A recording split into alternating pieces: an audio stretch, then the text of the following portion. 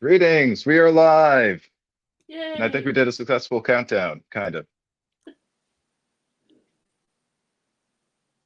So I'm Doc Kaiju. We got Scarlet Echoes here with us as co-hosts, and we Hey, have the amazing Douglas E. Hughes. Hi, folks. And I'll let you each actually introduce yourselves rather than me just blurting it out like that. Well, you did it already, so what's the point?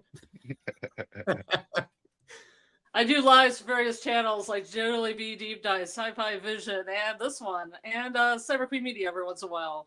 You can find me everywhere and maybe nowhere. And I have way too much time on my hands, so here I am. Well, like sticks. And Doug, so you're a successful playwright, right? You're well known for Who's Underwear, Yes. and you're also a character actor, and you're also a stage actor. And we've seen you on various shows. I don't know if you care to name some of them. You've seen me on From, of course. Some of the folks here have seen me on Wayward. I also have a little cameo in the first season of Cross for anybody who gets that. I forget what streaming service it's on. I think it's on Prime. Had a little part in that. And I have a part in a Canadian series called Murdoch Mysteries, which will be airing January 12th for those of you who have access to it. I don't know if you can get a hold of Murdoch Mysteries in the States or not. What season is it, Doug? 19. Oh, wow. Okay, so I can only get up to season 14. Oh, that sucks. What Yeah, service are you those are getting the it on? repeats I can get to. So I was like, I thought it might be season 15, so I crossed my fingers. Well, the CBC has their own streaming service. It's called Gem, but I don't know if you can access it from the States or not. It's kind of like their equivalent of Peacock, you know? Yeah. Which I can't access here from Canada. I hope so it's better than Peacock. it might be a problem in the States too, getting a hold of Gem. But if you can find it somehow, I know some people have some workarounds. Yeah. It looks like my episode's going to be out on the 12th. So okay. Yeah, I'll keep out for it. I'll look around and see what I can find. There we go. I can see everything now. We have a couple of people too in the chat. We got Shadow Skulk. Hi, Shadow Skulk. We got Amy. Hi, Amy. Hi, we Amy. got Mr. Frogman, or also known as Critter. Hi, Critter. I just got your message on Discord, by the way, Critter. Sent you a response. Are you part frog? Is what I want to know. So hard. Part frog. Yeah, I don't think Critter's part frog, but he did recently watch a movie called Frogman that we're probably going to review. And he sent an email to the director. Maybe we'll hear back. Oh, that's cool.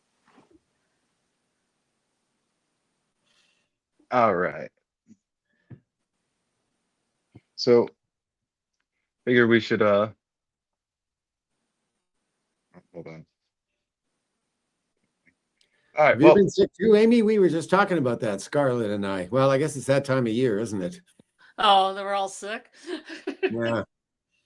Yeah, I'm coming down with something too, I think. I'm not sure. Or I thought I was, but I've got like something going on with my sinuses. Yeah, I was telling Doug I don't want to be like my 2 weeks off I get for winter break being sick the whole time. Yeah. I want to be productive. So today we're going to be discussing, reviewing the unpublished novel, The Poor Player, with the amazing author Doug Hughes, or Douglas E. Hughes, as he is professionally known. What does the E? What does the E stand for, Doug? Edward. Edward. Ah. Okay. I was named after two uncles, one on my mom's side and one on my dad's. Oh, wow. Yeah. You get along with those uncles? Do I get along with them? Yeah. Well, only one of them is still with us. My namesake died many years ago. He fell on some stairs in the middle of the winter, fell down a flight of stairs. And died back when I was in theater school a long time ago. Yeah. Wow. It was very strange going to a funeral and sitting through the whole thing, having the priest refer to the deceased as, me. Oh, geez. Yeah. Yeah. But my other uncle, my Uncle Ed, is still with us, my mom's brother. He's getting up there now. He's well into his 80s, but yeah, he's still kicking. And this is your first novel, correct? that you've The written. Poor Player was, yes. And Shaming the True, its sequel is number 2. Number 2. Do you want to give us a brief summary of what the first book is about without maybe spoiling too much? We're gonna do a spoiler-free one first. Well, Yep, a little bit of a spoiler-free recap for folks, just in case folks are just getting here. To introduce you to the story, I'll warn folks when spoilers come up. Well, when we get to the spoiler section. yeah, and really the only spoiler I'm going to be giving here in the overview of the first book is kind of the opening, which it's hard to talk about the book without explaining that. So basically, it's a story of a young Canadian theater actor who gets recruited by the Canadian Security and Intelligence Service to work for them as a spy, as a field agent. And the book takes place in 2 time periods. At the beginning, we're in the present day, and Harry, our hero, this young actor, is now well into his 50s. He's been doing it for over 30 years, and he's had enough. He wants to get out, and so he's decided to write his memoirs. So he's written this book, and it's all about the very first operation that he performed for CSIS. The problem with this, of course, is you're not allowed to write about that kind of stuff when you work for CSIS, because it can land you in jail for a very long time. So the book opens with him having a meeting with his handler, who's also the guy who recruited him all those years ago. And the recruiter saying to him, "Have you lost your mind? You can't publish this. We'll throw you in a hole and leave you there to rot." And he says, "Yeah, but I've got the perfect way around this. We publish it as a work of fiction." Because this book that he's written is all about the very first operation that he did for CSIS, as I said, which basically nobody knows about. It was so successful at the end that they managed to keep it out of the papers, and really nobody knows it happened except for the people directly involved. And as Harry points out in his meeting with his handler, those people are either dead or in no position to talk about it. So he publishes this story as a work of fiction, and nobody's ever going to know the difference. And Pete, his handler, is very skeptical about this, but he says, "All right, I'll take it to the boys in Ottawa, but there's no way that they're going to go for this." Then we go back in time and we get to see where Harry gets recruited by Pete, and he gets sent off to spy school and does that for several months. And then he gets sent off on this mission, which is now the story that he tells in his book. From that point on, we keep going between the present day and the past, where in the present day, we follow the progress of this book that he's trying to get published. And back in the day, we get to see how this first mission that he participated in played out. And of course, there are lots of parallels between the 2 stories. All kinds of echoes from the past are now getting reawakened in the present day because of this book that he's written. And the 2 stories kind of keep dovetailing until they come together in the end. And that's basically the story. Well, I was wondering, could you? Oh, sorry.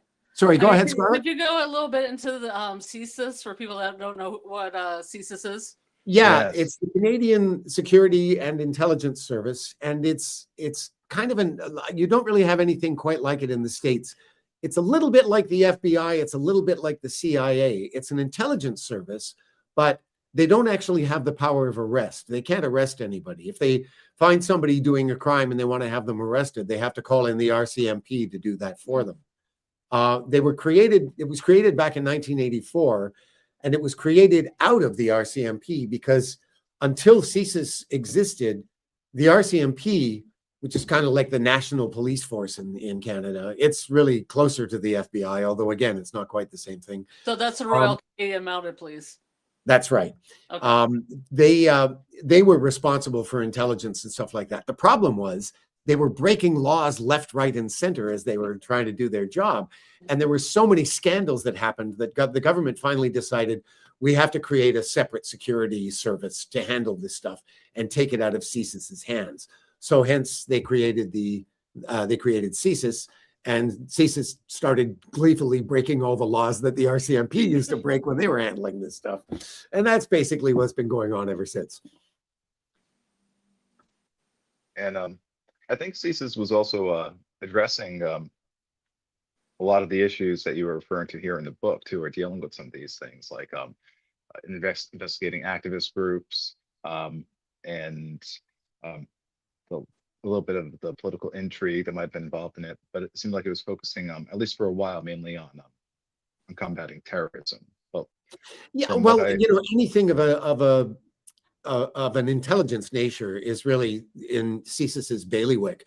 They're strictly, they only operate in Canada, though. They're not officially supposed to operate outside of Canada. So again, it's in that respect, it's kind of similar to the FBI. They just don't have the power of arrest, as I mentioned before. Oh, So that's kind of the story in a nutshell, in very broad strokes. I'm trying to avoid too many spoilers here. So for those of you who haven't read the book already, that's basically what it's about. And for those who have, I apologize for repeating all this stuff, but we're trying to get everybody more or less on the same page here, both figuratively and literally, I guess. Yeah, if you wanted a free copy of the book, we can make that happen. Yep. So do you have a way to make that happen, Doc, or should it be at juliebdeepdives@gmail.com? They can email there. They can email me at Okay. .kaijulabs@gmail.com. Yeah, they could email me and I could email her. Do you have because the I mean, technology? I've got the copies too. I think every one of All us right. pretty much has copies of it. All right. Well, anybody new that listens to this in the future that wants a copy. Yep. Anyone new, feel free to email us or reach out via social media. Hell, I found a copy in the subway toilet. I'd be leaving them out at libraries or one of those. Or we got a bunch of like these mailbox type things in our neighborhood that are like these like roaming library things, like Oh, free like libraries. little free libraries? Yeah, Yeah, I love those. do things like that. Doug, you should be putting your play scripts in those too. You're donating them. You're not promoting it. You're being selfless, not selfish. Well, there's a certain selfish motive involved because, I was disappointed that I wasn't able to get either of them published. I mean, I didn't really try too hard with the second one because it was a sequel and you really had to read like they weren't going to publish, nobody was going to publish the second book as a starter, but both times with both books, I just hit a brick wall trying to get publishers and literary agencies interested. And so I just put it on the shelf and I forgot about it. And as disappointed as I was, the most important thing for me was simply writing the things in the first place. I was very pleased with both books. I still am. I'm really glad I wrote them. It was a wonderful exercise. The only disappointment is I don't get to share them with anybody. And because of Julie and all of the work she did trying to promote my plays, it got me thinking, well, at the very least, I could share these books with the listeners here, and we can have a little chat about them and, somebody gets something out of it that way. So that's basically how this came about. And I'm glad you did too, because these are really good and these are fun and funny at the same time. I feel like maybe the comedy might be a little amped up in the second one a little bit more, or maybe I'm just biased towards the second one so far because it's a little bit more fast paced.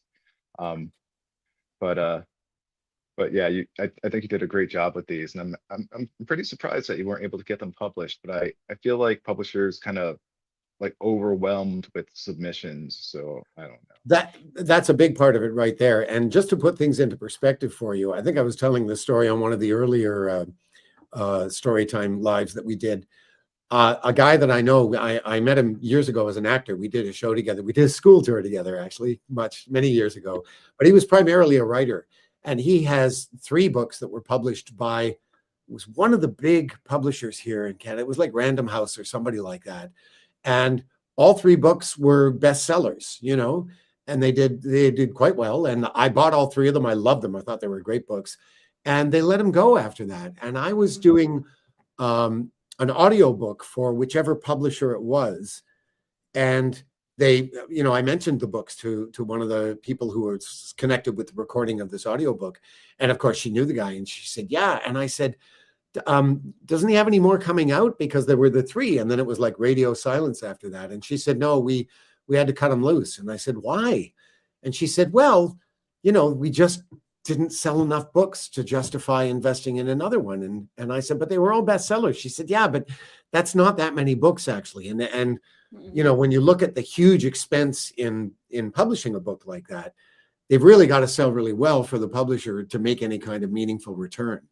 And I thought, wow, if this guy who had 3 bestsellers can't even keep his publisher, what am I talking about? So Hmm. it's a really, really tough business. That's just the way it is, And I have to say too, Doug, I've attempted to read a lot of first novels from people that folks have sent me over the years. This is the first one that I feel like is isn't a first novel. And I think Mm. that's because you've done so much writing in the past. Like this actually reads as just, you can tell you've been writing for years. It doesn't read like a first time novel. Well, I think you're absolutely right. I'm sure a lot of that has to do with the fact that I've been writing plays with my partner Marcia for 35 years, and some of that is going to rub off even if it's in a different medium. Also, I'm a very avid reader, and I mean, these books are comedy thrillers. I read a lot of thriller type, pulp fiction. And so I'm very conversant with the genre as a reader as much as a writer. So I think that probably helped as well with this not sounding so much like a first novel. Well, are you reading anything currently, Doug? I actually have a new Joseph Kellerman book that I was trying to find earlier today. I don't know what the hell I've done with it. I put it down somewhere. Now I can't find it. I started reading, The Girl with the Dragon Tattoo, that series? Yeah, yeah. Well, the guy who wrote them was intending to make it a series of 10 books, but he died after the 3rd book. Yeah. So a couple of other Swedish writers have kind of taken up the cause and written sequels to those books, I should say. And there was one guy, he came out with a couple. I read them, but they weren't very good. I found another one recently in the bookstore written by a different writer. I picked it up and I'm about 70 pages into it and I'm still not very engaged. So I don't think I'm going to bother finishing it. Nothing can really hold a candle to those first 3 books. They were quite extraordinary. I feel like that's going to be done with the Game of Thrones series or the Song of Ice and Fire, because I think George R. R. Martin is Keep all saying set with that, writing yeah. that. I think at this point, I think he recently, or like a year or something ago, he said, "All right, yeah, don't expect it to ever come out. My heart's not in it." Yeah. Well, that's understandable. I mean, how many books in that series? There's a ton of them. Well, in that series, I think there are 5 or 6 so far. Yeah. Yeah, it's a And good number, and they're really big. that's a lot of, well, exactly. They're long, long books, and that's a lot of time to spend with those characters and that storyline. And I can see somebody going, okay, enough. He said it was too many. He made too many kingdoms. It's too many for them to juggle. And he said, "Why couldn't I've made it like the 4 kingdoms instead of the 7 kingdoms or something like that?" Got a couple of Yep. chats here. Got one from Amy, sad about the book ending.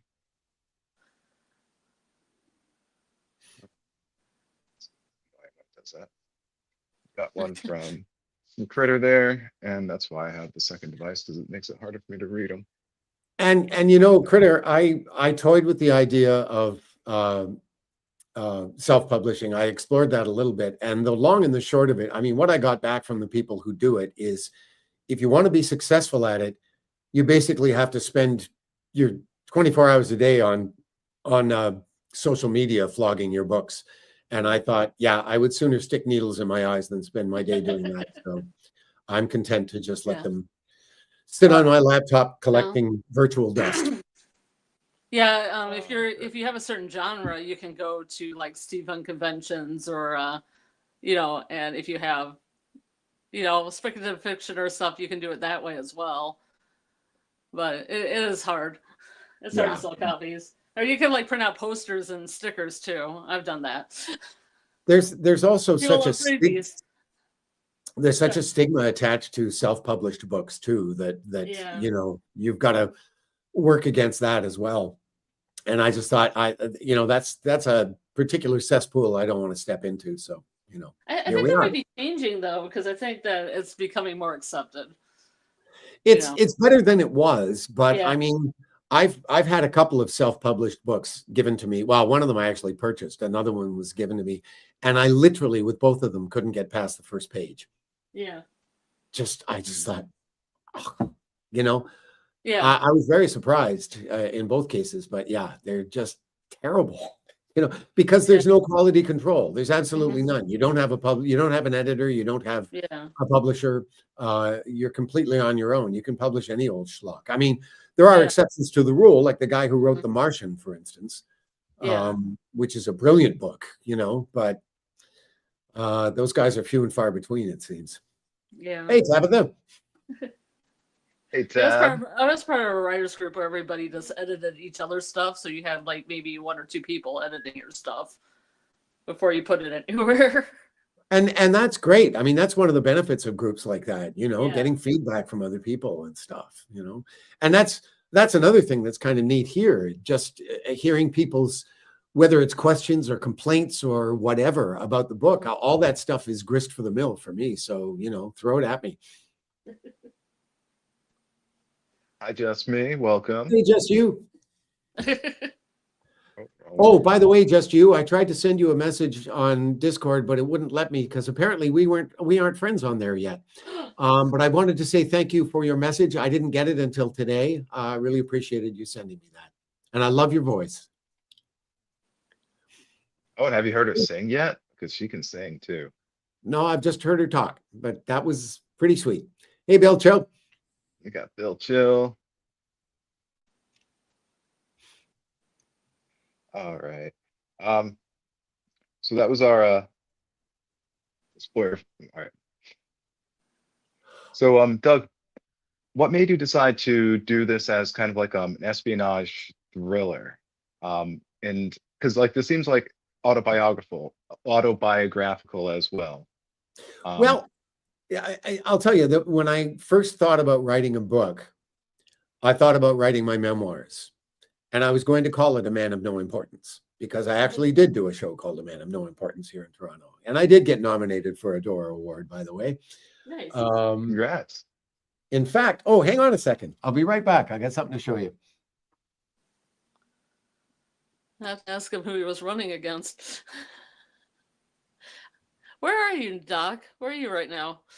I'm in my living room. What do you have here? Some Godzilla? This, Yeah, I got all kinds of randomness. Yes. Oh, nice. this is the poster from that show. Oh, nice. This was back in 2008 here in Toronto. This company called Acting Upstage, which has now changed its name to the Canadian Musical Theatre Company, I think. Yeah. So anyway, anytime I thought about writing a book, I thought about doing just my memoirs because I thought it'll be an opportunity to tell lots of silly theater stories. In fact, there was a book published by a couple of actresses years ago in Canada called Standing Naked in the Wings. And it was all about crazy shit that happened in theatrical productions. And they got all kinds of actors, myself included, to submit stories to them that they included in the book. I think 4 of mine actually ended up in their book. And so I thought, well, that was kind of a fun read. That would be a neat thing to do someday. But the more I thought about it, I thought, oh, geez, the last thing we need is some aging actor going, I remember when I was at the Shaw Festival in 1980. I was like, please shoot me now, So I never seriously thought I would get around to writing my memoirs. But then one night, I think I've told this story on here before. One night I was in the kitchen doing the dishes and I was listening to the evening news on the radio. And there was some article about some celebrity behaving badly, like Lindsay Lohan or somebody like that getting arrested again.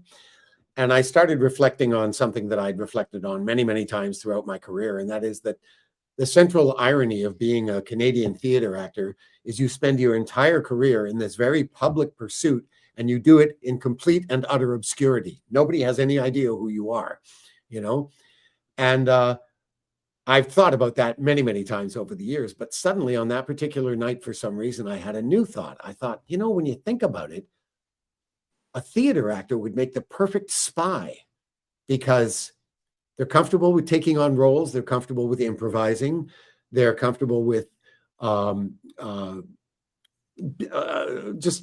meet people of all different walks of life and that kind of thing. They get to go to a lot of functions where the public at large doesn't necessarily have access, so they can get access to a lot of important people that way. And let's face it, who would ever suspect a theater actor of being a spy?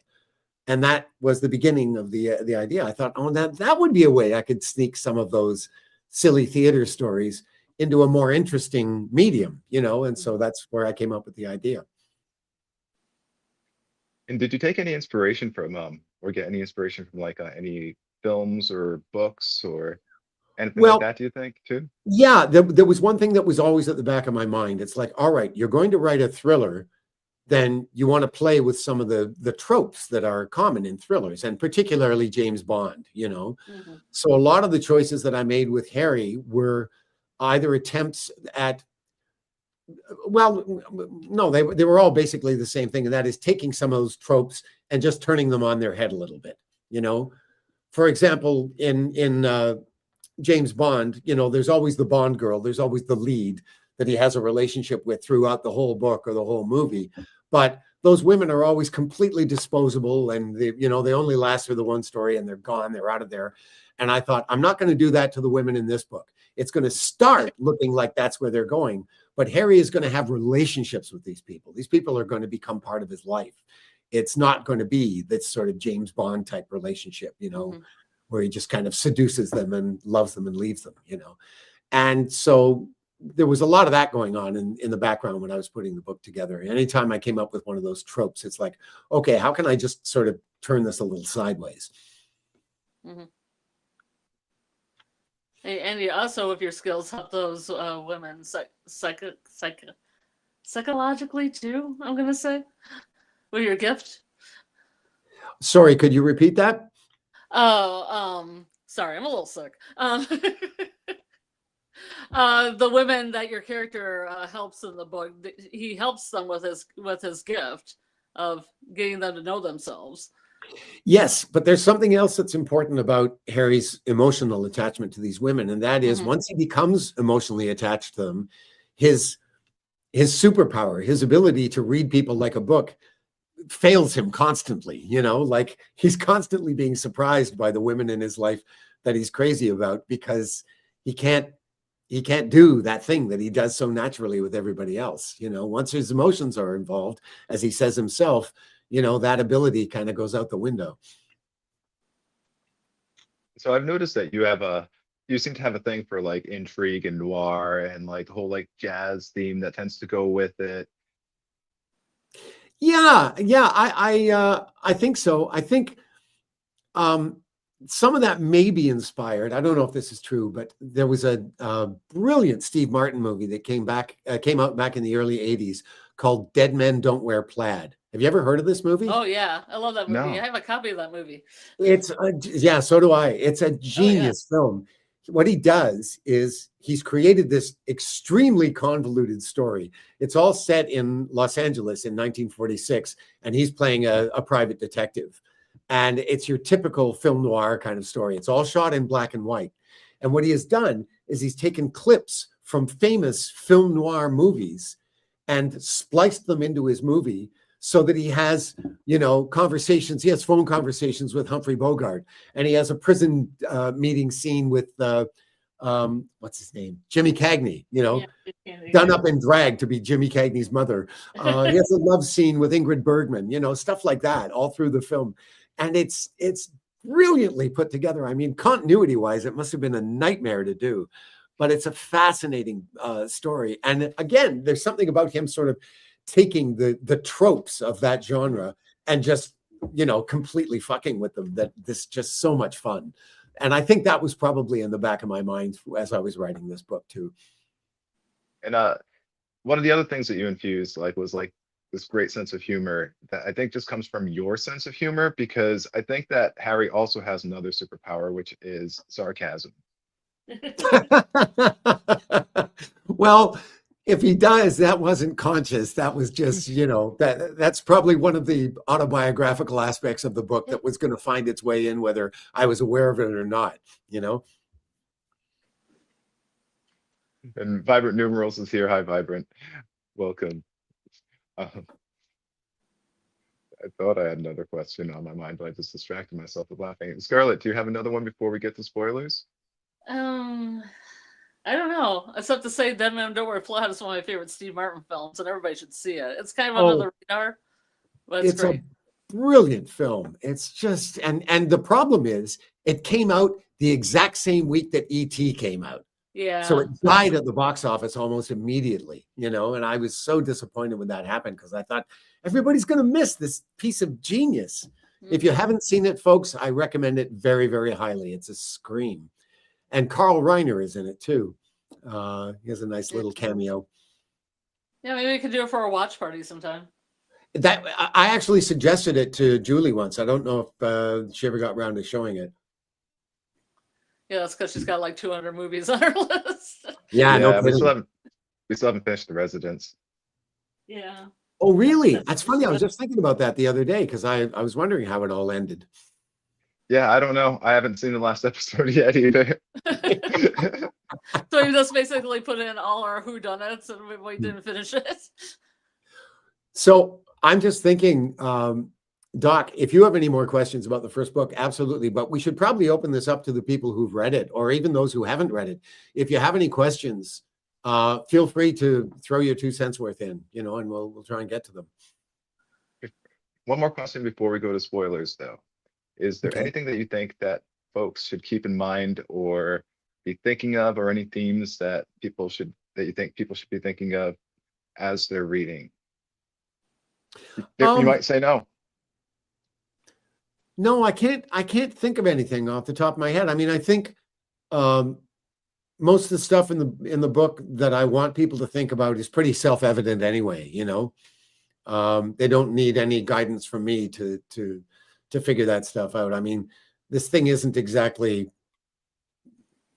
War and Peace. It doesn't have that kind of depth. So, yeah. All right. So now let's would you be willing to do a little bit more of a spoiler-filled recap? Talk a bit about some of the things that you didn't mention before.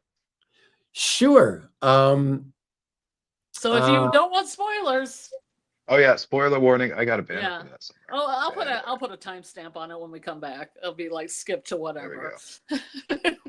Well, I think probably the best way to do that is by questions. If you have any questions about things that you specific things that you want me to elaborate on, go nuts. All right. So I guess for the recap, so the book that Harry was writing, which is sort of the book that you were writing when writing this book, to get a little bit meta, turns out there was a reason why Cesis was letting him and wanted him to write the book, right? And so we have these train derailments that are going on throughout the story during was it the 90s portion? Yes, it would have been the 90s. Yes. And while you're reading it, it's like, okay, something's got to be connected. Oh, sorry, not the 90s. No, the train derailments are happening in the present day. Yeah, I mean, the book, it's like, I think it's 2019 or something like that. I pegged that in the book. Yeah. That makes a lot more sense. And those are actually based on real events. We did have a brief rash of train derailments like that. Oh, I didn't know that actually. Yeah. Yeah. And I changed the locales and I changed some of the details, but there's one that happens, I think, in Eastern Ontario, which is very close to what actually happened. There was one just outside of Ottawa. But yeah, over the space of several months, we had about 3 or 4 of those happen. And so some of the discussions that happened in the book were kind of going on in political circles at the time. And the separatist movement does actually have some sort of involvement with pipeline politics too, doesn't it? The Western separatist movement? Well, yeah, the Western separatist movement has a lot to do with the oil industry in general, because, that's Alberta's primary economical resource. It's the biggest part of their economy by far. They're kind of the Texas of Canada. And to a lesser extent, that's also true in Saskatchewan. People don't know that as much. Saskatchewan is thought of as being more of a sort of farming type province, but there's a lot of oil in Saskatchewan. But like the reserves in Alberta are ridiculous. The problem is a lot of it, as I mentioned in the book, is in the form of tar sands or oil sands. And they are the most environmentally unfriendly version of oil around. Oh yeah. And that's the bulk of what they've got in Alberta. And it's always been a bone of contention here in Canada because the West, as I mentioned in the book, has always felt that they've been given short shrift when it comes to politics in this country, because most of the population is east of Manitoba. And it's been true for many years that we usually know the results of our federal elections before they've even started counting the votes in the Western provinces, because they're so outnumbered by the rest of the country that we often already know who's won the election before they've even, and so you can imagine how disenfranchised people feel after decades of that happening time and time again.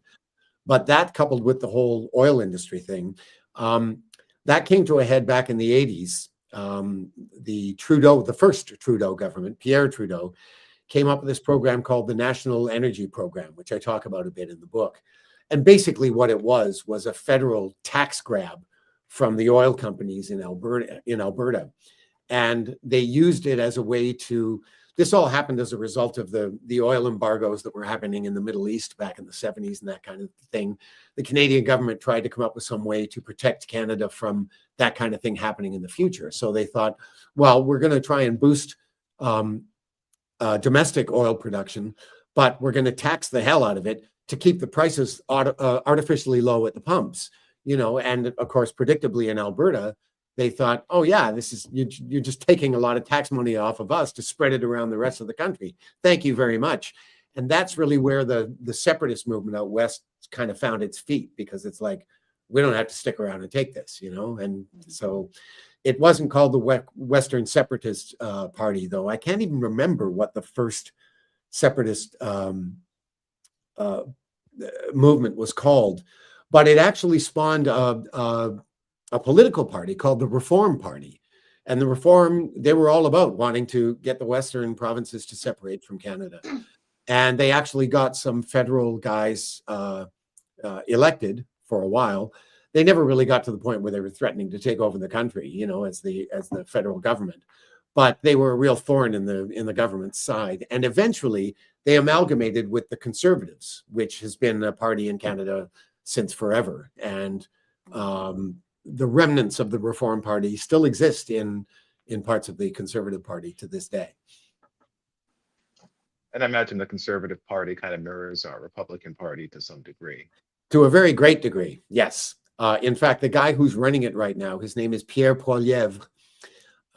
Pierre, his tactics are very similar to Trump's in terms of how he behaves as a member of the opposition, as at the head of the opposition. He's very unpopular, though. In fact, we just had a federal election and he didn't win a seat. So what he had to do in order to get into parliament was get someone out west who won a very safe conservative seat to give up their seat, and they had a by-election, and he finally won that, barely, and so now he's the leader of the opposition. But it wasn't an easy road to get there because he's not very well liked. And you may notice there's a certain similarity between the name Pierre Poilievre and the name Pierre Poitras, who figures very prominently in the book. So I take it that he's been a fixture in your politics for a little while. For quite a while, yeah. Okay. Yeah. I don't know a whole lot about Canadian politics. Sorry, Scarlett, go ahead. No, I just wanted to know how many main political groups there are in Canada. There are basically, well, for years and years and years, for a long time, we only had two parties, and that was the Liberals and the Conservatives. Okay. And then back in I want to say the 30s, the third party, the New Democratic Party, was developed, the NDP, as we call them. Mm-hmm. And they were probably the most socialist of the three parties by quite a. It's because of them, actually, that we have universal health care now. Thank you very much. Mm-hmm.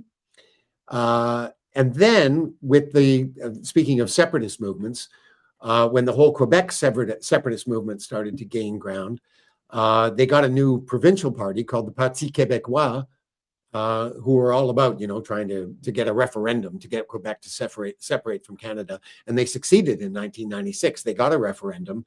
And fortunately, the no side, the yes side were the ones voting for separation. The no side were the ones voting against, and the no side won by a very slim margin. But because it did win, very shortly after that, the separatist movement in Quebec kind of fizzled out. Eventually, I think what they figured out was most of the stuff that they wanted, that they thought they would get by leaving the country, they managed to get anyway. And even though they stayed within the Federalist framework. Then we got another party, the Green Party. The Parti Québécois was a Quebec party only. They weren't a federal party, but they spawned a party called the Bloc Québécois, which is in fact the federal version of the Parti Québécois. And they usually have a fair chunk of seats in the parliament. They're never going to run the country. They'll never get enough seats to do that. They only run people in Quebec, so they could never get enough seats to be the government. But they have a pretty sizable voting bloc, and so they have a lot of influence depending on how strong the federal government's position is. And then we have our own version of the Green Party, which I think has 2 seats at most right now, if that. Yeah. So they're a bit of a non-equity. And those are really the only 5 major parties in the country. Okay, and yeah, a lot of that kind of mirrors here, except that we only have like the 2 main parties. We have smaller parties like the Libertarian Party, the Green Party, and is it Federalist Party? I could be wrong. But only the Republicans and Democrats have seats in like Congress. And only they have a lot of they're the little only ones that tiny shop. parties too, depending on the state they're running too.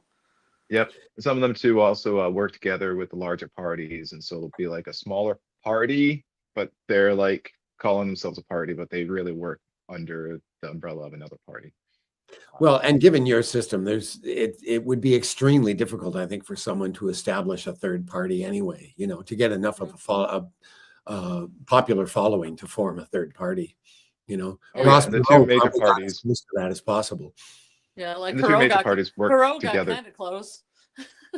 Yeah, he did better than anybody, really. I mean, Ralph Nader kept trying, but it never got anywhere. He kept trying, yeah. But yeah, and the 2 major parties work together to make sure that it's just them 2, and make sure they can just keep everything bouncing back and forth. So Harry went through the spy school. He's out there doing his thing. He's spying for CSIS. They put him to watch an environmentalist group, and he falls in love with Marla, who turns out to also be a member of CSIS. Then, lo and behold, they're all members of CSIS, pretty much, except for the ones who were a little too nervous about doing some of the extreme protest stuff, and they were trying to bust the guy Julian, who was basically being fake Jesus and trying to claim that he's going to, be some sort of environmental savior, more or less, right? And then I was gonna say, is that character based on anyone, Doug? No, not really. Okay.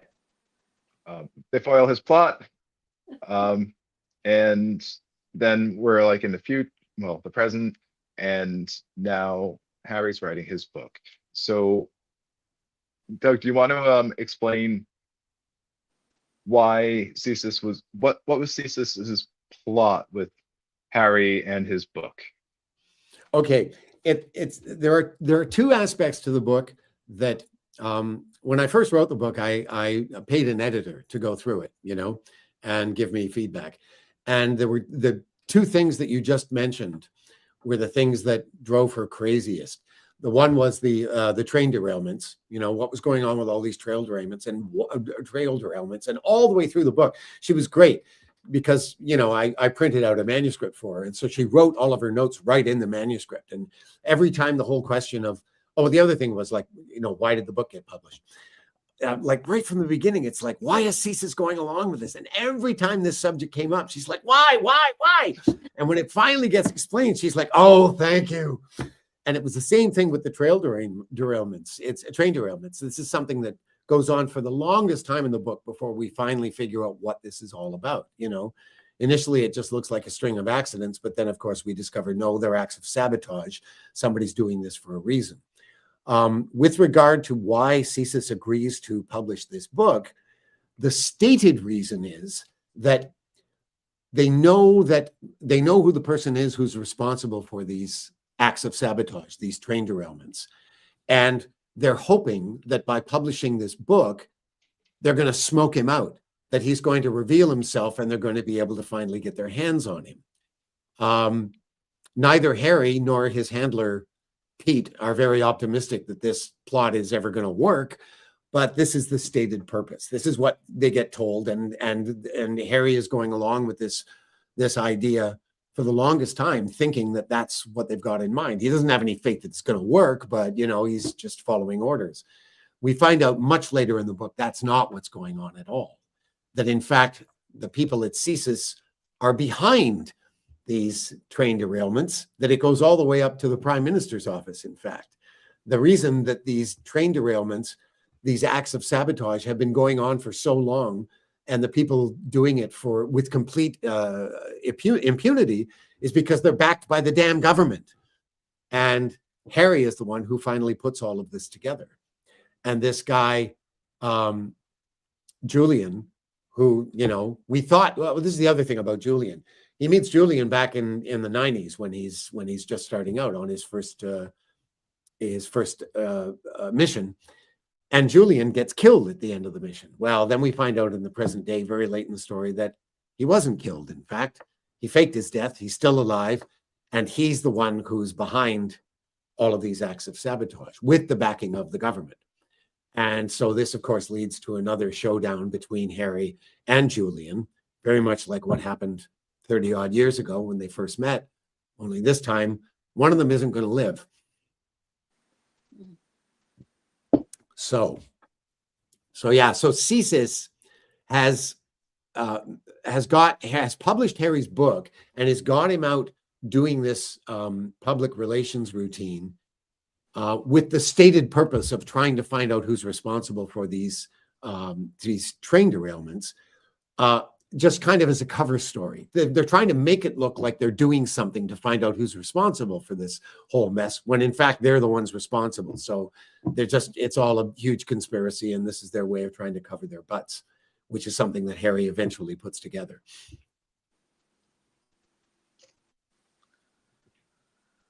And let's get to the chat real quick. We got Kimberly here. Hi, Kimberly. Welcome. Hi, Kimberly. And we also have a couple of questions too from the chat. All right, we got one here from Tab. What do you hope the audience recognizes about themselves through the poor player? Are we meant to pity him, judge him, or see our own quiet struggles reflected in his story? I hope, first and foremost, I hope people will identify with Harry. And not just Harry. I mean, there are lots of people. I love Marla. Marla is like one of my favorite characters. I just think she's adorable. And if you don't fall in love with Marla, then you have no heart, as far as I'm concerned. Even Pete, even his handler, who, has this kind of tough love father-son relationship with Harry, and is very gruff most of the time and can be downright abusive sometimes. That underneath all that he's got a real soft spot for Harry, and that he always is trying to do the right thing. So even the people who sort of rub you the wrong way a little bit have a huge sympathetic side as well. And I don't know if I consciously set out to make everybody like that, or if that was just a reflection of, my affection for all these people. But yeah, I think first and foremost, I want people to identify with the good guys, and hate the bad guys, of course. I love that dynamic between Pete and Harry, and how they kind of quibble back and forth a little bit. It was interesting. After I wrote the first draft and I had this editor go through it, I wrote a second draft and hired another editor to read the second draft. And one of his comments that really stuck with me was he thought that Pete was the most thoroughly realized character in the book. And that really surprised me, because I thought, if you'd asked me to guess, I would have said Harry, or maybe Marla. I was surprised that he picked Pete, and I thought, well, maybe I did a better job with him than I thought I did, because he's not actually based on anybody. It was purely that relationship simply developed from the dictates of the story. I wasn't trying to pattern him after anyone or anything like that. He's his own creation. That's funny. I wasn't sure if maybe he was modeled after one of your agents or something that you've had for acting or something. No, not at all. We have one more from Tad before we go to oh, actually we might have a couple more things. I'd have to scroll down. Oh, actually I need to read it before I put it on the screen, otherwise I can't. Oh my goodness. All right. So what question were you wrestling with in your own life, or was there anything even while writing The Poor Player, and did the answer change by the end of the play? That's a really interesting question. My immediate response is I don't think I was actually wrestling with anything. I've talked in a lot of these lives about the whole process of writing and how I've never actually experienced writer's block, because if I don't have anything interesting to write about, I just don't write. When the spirit moves me, when I get an idea that's really cool, I'm all gung-ho, then I will sit down and happily write. But I'm not one of these writers who just wants to sit down and write for the sake of writing. I've got to have a reason to do it. And when I came up with the idea for this book, I was so excited about it that I just had to sit down and do it, and 500 pages later, I was like, holy shit, that was a lot of work. But it was one of those, yes, it was a lot of work, but it didn't feel like work. It was truly a labor of love. So I don't really have the sense that I was wrestling with anything. I was thoroughly enjoying myself putting this story together. Part of it was the fun of creating characters out of whole cloth. Part of it was creating characters that were based on people I knew. Part of it was getting to share. A big part of it was just the joy of getting to write a very thinly masked autobiography. So yeah, those were the things I think that were on my mind. Did anything about that change by the end of the play? By the end of the book? No, not really. I don't think so. No, I just, when I got to the end, when I finally got it, into the shape I wanted it to be in, I think the only thing I felt was just a profound sense of accomplishment, and that's why for me, the whole question of getting published or not, it really takes a back seat, because it was far more important to me just to finish this damn thing and end up with something that I was happy with, Oh, sorry. It's fun too. Are any of your characters in your book, have those people, those people know that they're characters in your book? Or have no, idea I don't. it might be in your book?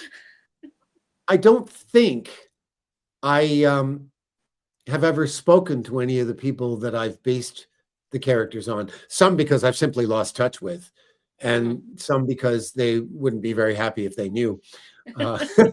A lot of the more annoying characters, for example, Naomi on the tour, she's kind of a composite of a few people that I've worked with. The story about the hockey game, Naomi sharing a motel room with Harry while he's watching the hockey game one night, and she comes out of the bathroom and says, he's screaming at the TV because he's all excited his team's about to win the game, and she says something like, geez, if you make that much noise watching a hockey game, I'd love to hear you come. That's a true story. That actually happened. And yes, I did change roommates the next day.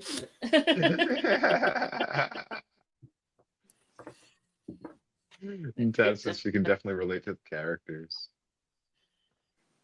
And fall in love with them. Well, thanks, Tab. And that was, a direct result of my having fallen in love with them myself. I mean, it wasn't that I'm going to make these people really lovable. I just really loved them myself. I mean, I've talked about this before, and a lot of writers do. They talk about how their characters often do things that end up surprising them. And that was absolutely true in this case. Marla is full of surprises that I didn't see coming until they actually came out, you know? The fact that she came out, for instance, I didn't know that was going to happen until I practically wrote that scene, you know? Yeah, lots of her witty responses and stuff like that. They kind of came out of her mouth. They didn't come out of mine, you know? And Amy asks, what do you want? Folks, oh, I have a hard time reading these ones. It's like, Do you want me to read it for you, Doc? yes, please. Thank you so much. What do you want readers to see about themselves and the poor player? I don't know if I want them to see anything in particular about themselves. I think if there's one thing I could get readers to take away from this book, it's a heightened awareness of the whole question of the state of the planet, you know, and our part in that, you know, the things that each and every one of us can do. I mean, that's a real double-edged sword for me, that whole question of us taking responsibility for our own behavior, because I think the people who really have to take responsibility for a lot of this stuff are the big-time polluters, you know, the oil companies, the companies in charge of, you know, this disposable lifestyle that we've created for ourselves, the companies that do all the packaging, you know, the companies that could do more environmentally friendly things if it just didn't cost so much damn money, you know. But despite that, despite the fact that I think they bear the brunt of responsibility for the state of the planet, there are lots of things that we as individuals can do. And if enough of us do them, they actually will make a difference. And I think that's one thing that I hope people take away from this book. You know, I don't say that explicitly in the book. That was never my intention anyway. You know, I mean, the whole environmentalist thing is very much a part of the story. So a lot of that stuff comes out, but it wasn't my intention to get up on my soapbox and beat people over the head with that message. Having said that, though, I hope that, you know, one of the consequences of reading this book is it might give people pause about that issue. Yeah, I often try to repurpose things and reuse stuff and recycle as much as I can. Yeah, I mean, hoard. there you go. What do you say, Doc? He hoards. I hoard. Oh, you do? So that stuff isn't ending up in a landfill, you know? Yet. Yet. Hi, Drew. Hey, Great to Drew. see you here. I don't think I've your ever met Drew before.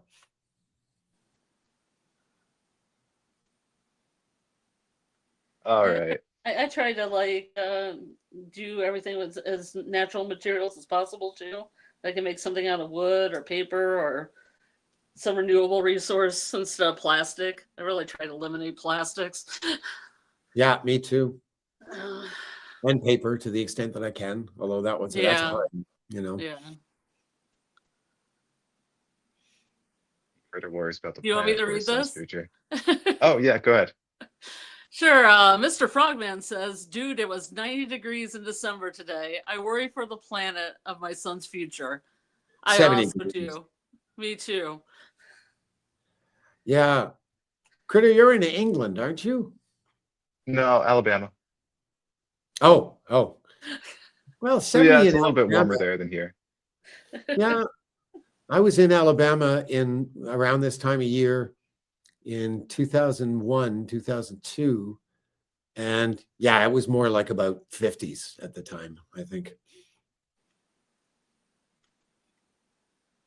Yeah, and I don't blame you worrying for the planet and for your son's future. I mean, I don't say this very often in public, but I honestly believe that the generation coming after mine probably won't live out their regular lifespan as a result of what we're doing to the planet. I hope I'm wrong with that about that, but I don't think I am. So, what do you just say, like plastics in the air and all that? Well, here's the thing. Here's the thing about planet-sized changes. You know, think of an earthquake. When earthquakes happen, they're very sudden and they're very violent, and sometimes they kill a whole lot of people, but they take months and sometimes years or even decades to develop. It takes all that time of those two tectonic plates rubbing against each other until finally they reach the breaking point, and then suddenly, boom, something catastrophic happens. The same kinds of things are going to happen with the environment. We've had years and years and years of this, well, what we see as a slow buildup, but from a geological standpoint, it's happened in an eye blink. I mean, what we've done to the planet in the last 150 years in terms of the amount of carbon in the air and in the ocean is insane. But from our perspective, from our day-to-day perspective, it all seems very gradual, and it's like, oh, well, nothing's going to happen too catastrophic too quickly. Wrong. That there are already many scientists who think we've reached the tipping point as far as controlling the increase in temperature on the planet. The big reason being, all the permafrost in the Arctic. Yeah. Because of the melting ice, a lot of permafrost is beginning to melt as well. And that releases methane, huge quantities of methane into the atmosphere. And methane is an 80 times more powerful greenhouse gas than carbon dioxide, And there are trillions and trillions of tons of permafrost in the Arctic. And the problem is, the warmer it gets, the more of that stuff melts and evaporates into the air. And the more of it evaporates into the air, the warmer it gets. And it's a feedback loop. And that's already happening. And a lot of scientists think it's too late for us to turn that around. You also have the problem of all the carbon that's being absorbed by the oceans. It has a couple of consequences. Number one, it warms up the oceans. But the biggest one is that the oceans become more and more acidified. And we've already reached the point where we're killing off coral. I just read recently that something like 60% of shellfish in the oceans are now dying off as a result of the acidification of the water. That means shrimp, scallops, lobsters, crabs, you name it, coral, as mentioned.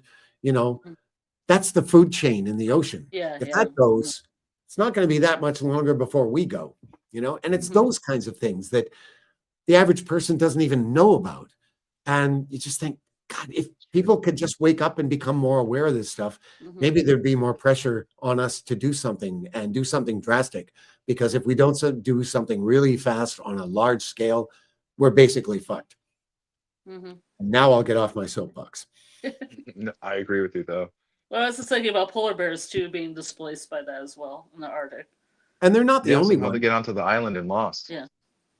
What? Sorry, polar bear displacement. Oh, I know nothing about Lost, Doc. Oh, there's like a random polar bear on the island. Oh, okay. I don't remember why. I don't know if they ever explained it. Because it's cool. Now, here's another scary statistic. In the last 50 odd years, we've managed to kill off 50% of the wildlife on this planet. We're the biggest extinction event to happen on this planet since the asteroid that took out the dinosaurs already. So us and cats are kind of arguing that's too. why, you don't watch Pluribus, Doug, right? No, I haven't seen it. Okay. So good. Because that's why I think they're sending that signal anyway. So there's a signal sent, but I won't get into it in case you want to watch it, Doug, because it's good. Yeah. What streaming service is it on? It's on Apple TV in the US. I don't know if that's different in Canada. No, we have Apple TV. I just don't have it right now. Okay. I got it to watch Severance, and I'll probably get it again when Severance comes out. But then you can catch up on Pluribus then. Well, yeah, exactly. Yeah. Yeah. The studio is also really good too. It's Seth Rogen show. It's about film. It has a different film director in each episode. I've heard about it. Like an anthology. Yeah, it's really funny. It's really funny. Drew just mentioned the book, The Sixth Extinction. Yes, that's the one. I read that book 10 years ago, and it scared the shit out of me. In fact, I was doing a play at the time, and this young guy in the company asked me if he could read the book when I was done with it. And I said, yeah. And I gave it to him. And about a week later, he came back with the book, and he was about halfway through it. And he said, I can't read any more of this. I'm going to slit my friggin' wrists. And he gave it back to me. So. Oh, you're in the Boston area, so you're in the same state as me. And the irony is, one of the theories that climatologists have put together is that as a result of what we've done to the planet, we may actually end up with an ice age.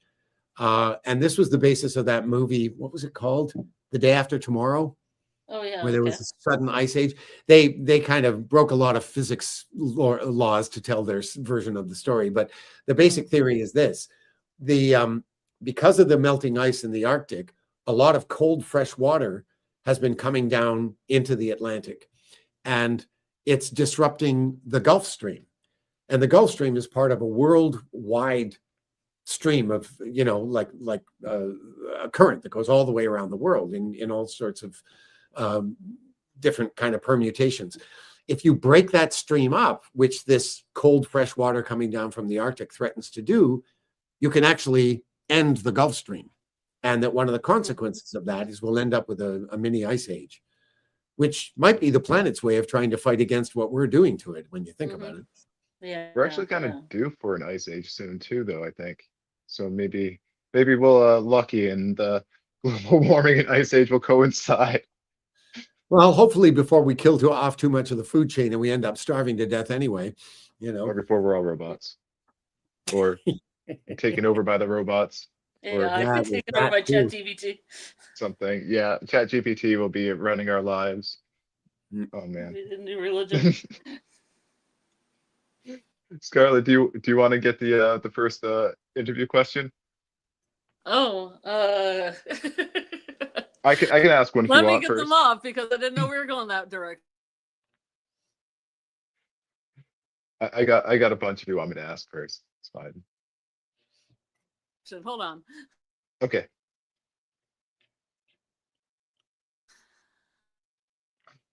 Amy hopes that Godzilla will save us. I'm not going off of here. Okay, so yeah, you're over an hour from me, Drew. But nice to see that you're in my state. Maybe someday we'll have like a nerdy like Frumley meetup. I wanted to ask Doug, what is the first thing you remember writing? The very first thing I remember writing was in the 3rd grade.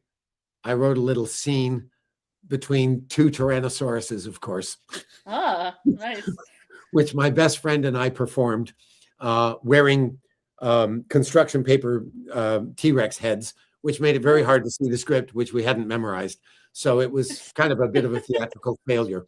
But that's the very first thing I remember writing. You don't have any pictures of that? You don't have pictures?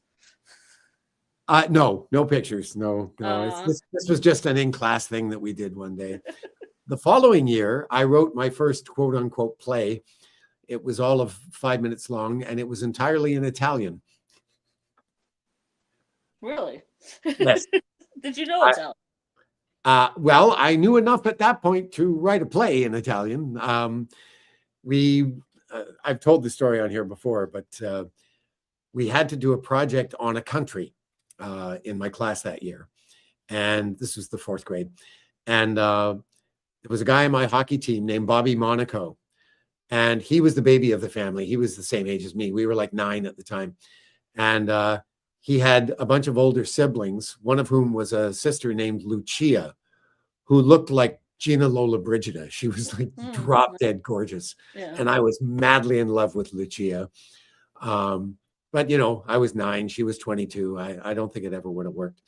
But needless to say, when I had to pick a country, inevitably I picked Italy. So I got my mom to make a bunch of Italian food, and I did some research on the country, like some geographical stuff. And then I decided I was going to do a play. And I found this book in the library called Io sono, I am. And it's an introduction to Italian for kids. And it's just a string of very simple sentences that get increasingly complicated as you go through the book. And I just inhaled that entire book. I committed all of it to memory. And I learned enough that I could actually, there were some phrases in the end of the book that could be used as like insults and stuff like that. And I realized that I now knew enough Italian to have an argument between a husband and wife. So I wrote this brief little play of this Italian husband and wife screaming at each other in Italian for 5 minutes. So that was my first play. Huh. How did that go over in the 4th grade? Go over well? Oh, it was a big hit. Yeah. Is that when we actually got on our feet and performed properly, you know? Yeah, with the one with the dinosaurs, were the dinosaurs talking or was it just Yeah. Yeah, Oh, yeah. It was all about, you know, like going to find some triceratops to have for dinner or something. I can't Oh, remember. yeah, okay. It's a real You life know, story. Godzilla and Anguirus talked in Godzilla versus Gigan. Oh, yeah? Fans hated it.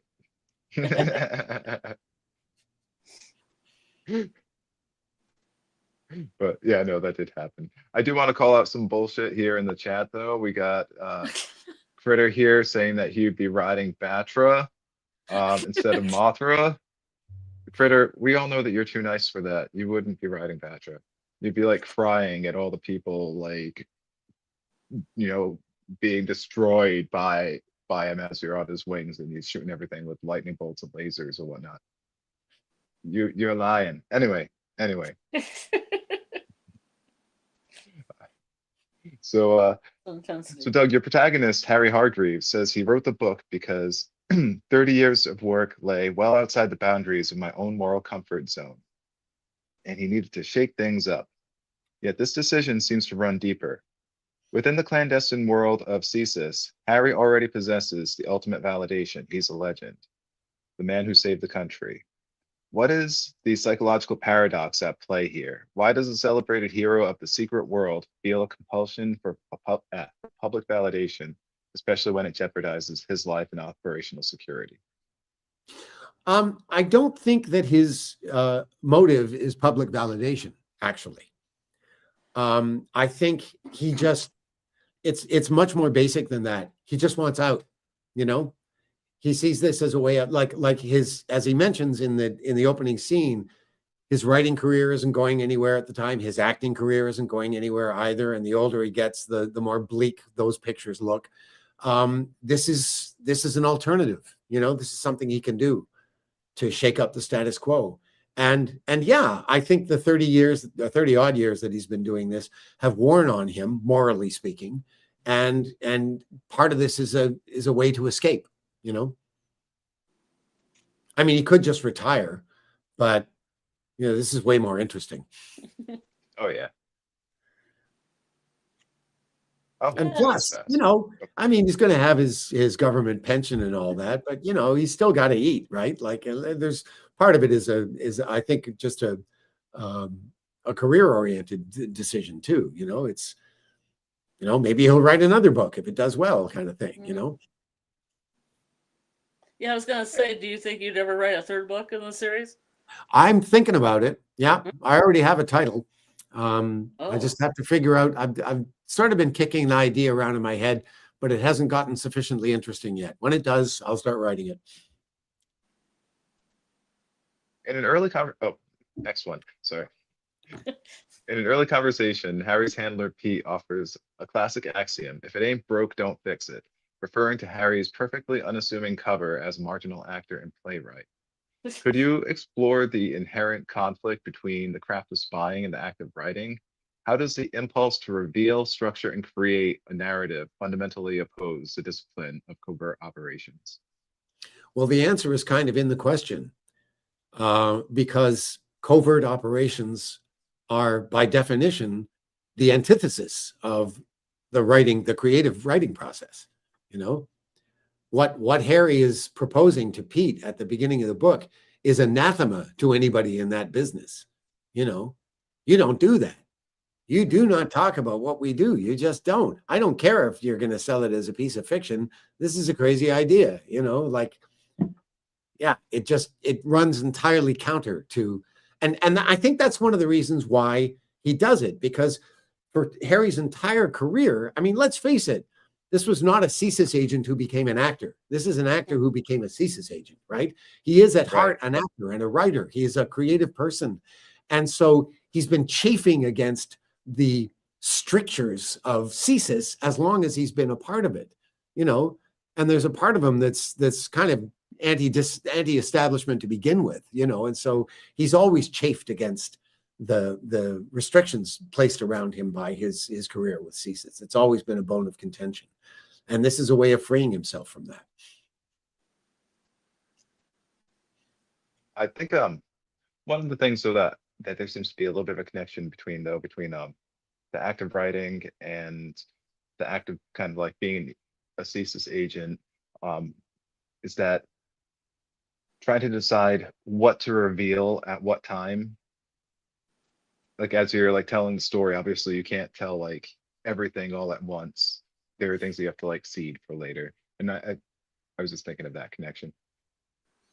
Yeah, true enough. And there's another aspect of being a field agent that does dovetail with what Harry does for a living, and that is that there's a certain amount of acting required of him. You know, Hmm. all the time he spends with Julian, he's performing. That's one of the reasons why Pete hired him, because he knew he could handle that part of the job. You know. Julian also kind of acts as like sort of mirror with Harry with because they're both acting. Harry's just the only one who is openly an actor, at least for one of his professions, right? Hmm. Um, and so were you intentionally creating this mirror as you were writing? Um, I don't think entirely consciously, but yeah, it's kind of inherent in the relationship between the two of them. They have a great deal in common. They're both lying to each other through their teeth, for instance, you know. Um, and and you always end up with that kind of dynamic, more or less, between the hero and the villain anyway, you know. They're always kind of mirror images of one another in some respect or other, you know. Yeah, I feel like that's generally how you write good villains. And I feel like in this case, acting is one of the prominent themes here. Mm. Scarlett, do you have another question? Did you ever think about making this book into a play or a different kind of media? Um, I thought it would great. I thought it would make a nice film, actually.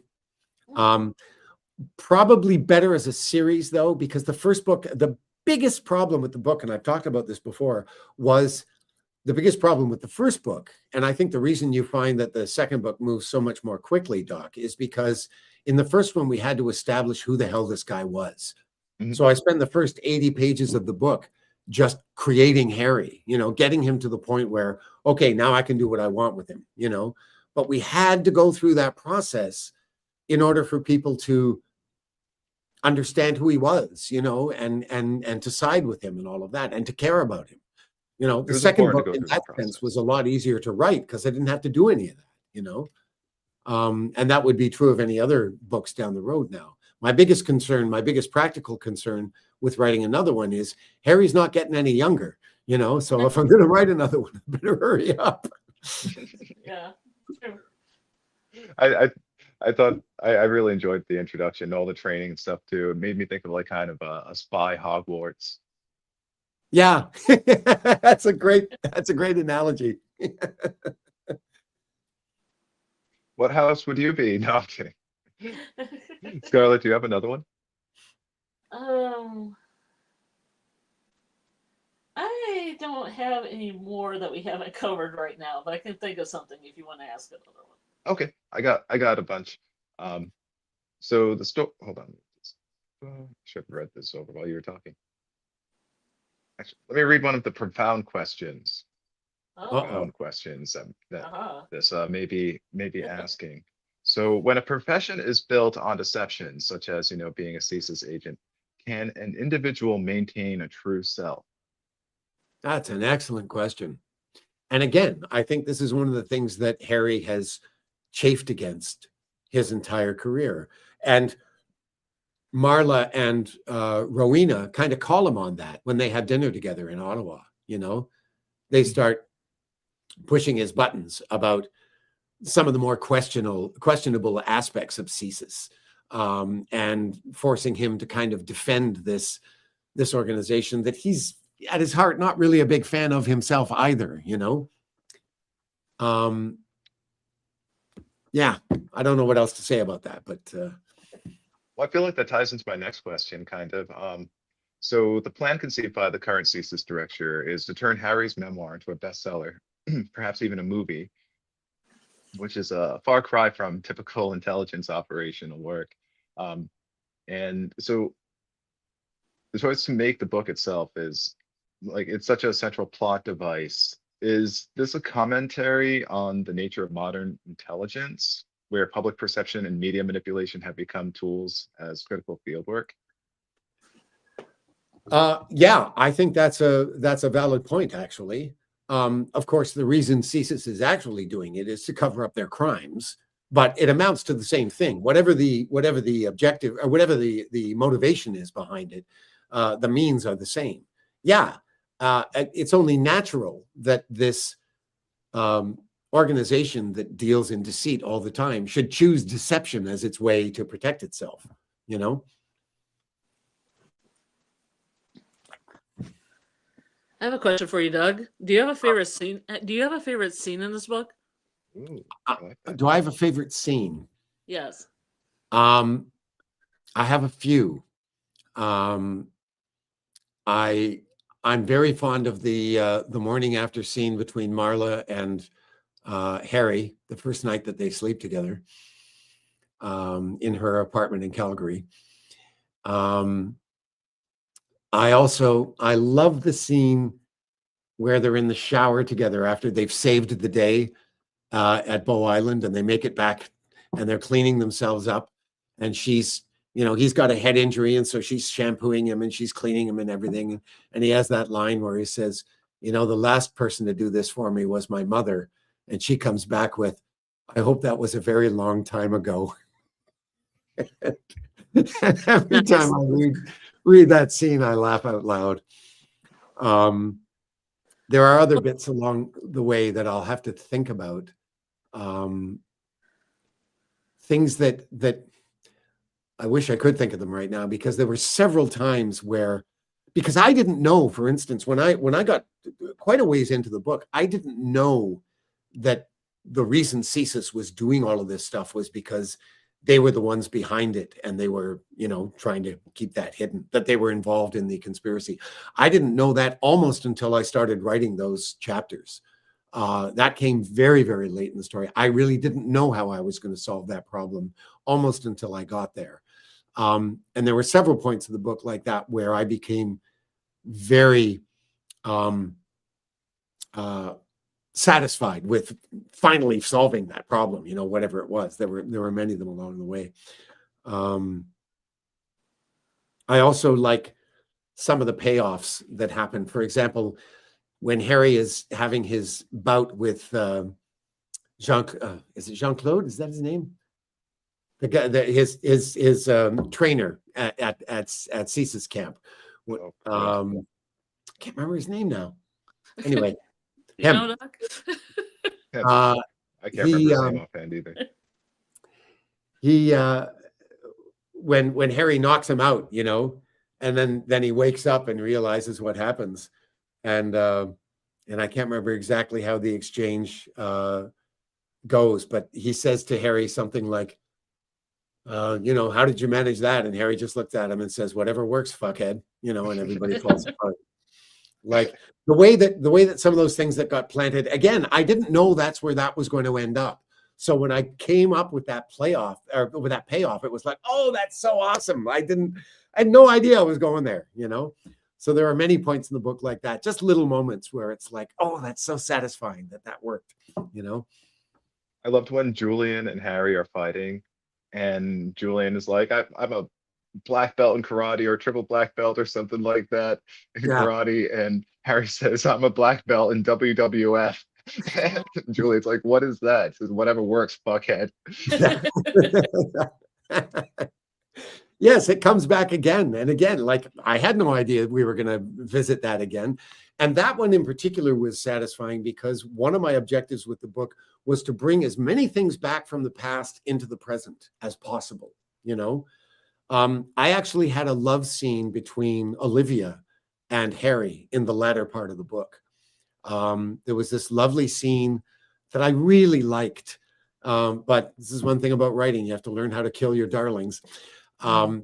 Before he meets Chantal again, before they get involved with one another, they're just starting their tour and they're in the eastern part of Canada. He's alone with Olivia. They're in some town, they're staying in a hotel together, and they end up having dinner and drinks and stuff. And he learns that her husband has actually passed away. He passed away about 5 years ago, and she's been on her own ever since. And there's still this kind of lingering spark between the two of them. And they end up spending the night together. And then the next morning, they both decide mutually that, no, we can't do this. This is not a good idea. And they part company like completely amicably. It's like, it's all totally fine, but no, this isn't going to be a relationship. And one of the reasons I did that was, again, I wanted everything that sort of happened in the past to have a replay in the present day to the extent that was practical, and that was one example. But when I read it over, as much as I liked the scene, I thought it's not actually advancing the story, so gotta go. Oh, we're getting kind of like deleted scenes here. Well, have, I think I mentioned this in the last live. There's a whole section that became a big section in the second book, in The Poor Player. That originally, all the stuff at What Happens with the Shakespeare Group was originally happening in the first book. It was happening in the US as opposed to the UK. And again, it was a great section, but it was doing nothing to advance the main story. So I just thought, I can use this in another book, and I just pulled it out and reworked it in the second book. They work. Would there be a difference the way it's done in the US versus the UK? Oh yeah, and also because of the natures of both stories, the beauty of putting it in the second book is it's absolutely instrumental in the plot in a way that it absolutely wasn't in the first book. That was the biggest difference, and I can't remember why I decided to make it the UK. Well, it was the whole thing of getting her out of the country. I mean, they could have gone to the States, but that's a little more fraught. The UK just seemed like a better choice in terms of Canada's connection with the UK and all of that, politically. It just seemed a safer place to put it. Yeah, you also lived there, so you had that to draw on. Exactly. Yeah. Exactly. So now this isn't really necessarily a question that I think that you can answer, but I do feel like it's a kind of like one of those bigger questions asked by the novel. At what point does serving one's country require sacrificing one's own moral compass? Oh, frequently, I would say. Yeah, I think so too. It's the nature of those kinds of jobs. I mean, basically every thriller you've ever seen. I mean, that's what's behind the whole Jason Bourne franchise. It's a constant problem. I mean, that's why soldiers have to be trained the way they are, because they're being asked most of the time to do unspeakable things. And the best way to get them to do that is to make those responses to orders automatic, as automatic as you possibly can, to kind of like try and bleed the conscience out of the equation as much as you can. So yeah, that's inherent in these kinds of jobs. I would argue that's inherent in any kind of government job, really, to a greater or lesser extent, but particularly intelligence work or military work. And yeah, I imagine that it's kind of like the trolley problem too. Like, am I gonna help just like the one person I'm connected to, or help more people as well? It's also, so Pete recruits Harry after witnessing him spin prime quality, grade A, world-class bullshit in a Saskatchewan bar. This seems to be the core thesis of the novel, that the skills of theater, of a theater artist, are uniquely suited for intelligence work, which you mentioned before. In your mind, where does the actor's craft and the spy's tradecraft begin? I'm sorry, the actor's craft end and the spy's tradecraft begin, or are they just one and the same? Oh no, they're very different in a lot of respects. I mean, I would describe it this way. I would describe an actor's skill set as something that can be put to good use by a field agent, but that's really all it is. It's part of the skill set. And there's a much larger skill set involved in being a a field agent than just that, than just being able to spin a good yarn, or play a role. In fact, I think if you asked Harry what was the most difficult part of being a field agent for you, he would say the tradecraft, because that's a very specific set of skills that really, most of which don't have anything to do with being an actor. And there's also the whole question of mindset. Actors as a species tend to be very open, upfront, heart on your sleeve kind of people, which is the antithesis of what a good field agent has to be, and it's one of the inherent conflicts that Harry experienced as a field agent, was the fact that he was constantly having to go against the grain. I mean, for example, the scenes that he has with Julian, there's that one scene when he shows up with the chains and the locks at Julian's place, and it's just the two of them talking together in private, and it's an extremely difficult scene for Harry to navigate, because the actor in him just wants to tell the guy to go fuck himself, and all this, which he absolutely can't do, right? Like he's got to keep it together, and the whole time he's asking himself, are these things that I'm feeling, is this the way I should be behaving in character or not? Like he's really kind of walking a tightrope through that whole scene, because the tradecraft and the actor in him are kind of at war with one another, or they're kind of competing interests anyway. And Scarlett, do you want to ask another one before I ask one, or? No, you can ask another one. Okay, so what is the connection, or what are the parallels between Harry and Glenn Hall? Ha! Well, you're going to get some more outtakes here. Because this is a thinly disguised autobiography, I had a running theme in the book where every time they stopped somewhere in Alberta, because you got to remember, an awful lot of the hockey players that played in the 60s, 70s, 80s, and even 90s, and to this day, came from the prairies in Canada. So there are all kinds of tributes to former NHL players all over Western Canada, and a lot of them in Alberta. And so I had this kind of running thing, like every time they showed up somewhere, there would be like, there's actually a high school called Fern Flamen High School. That's named after a guy who used to play for the Chicago Blackhawks. So that's just me indulging one of my own personal obsessions, In fact, I have right here behind me a little Glenn Hall doll that I found in a curiosity shop in a place called Perth, Ontario, just outside of Ottawa.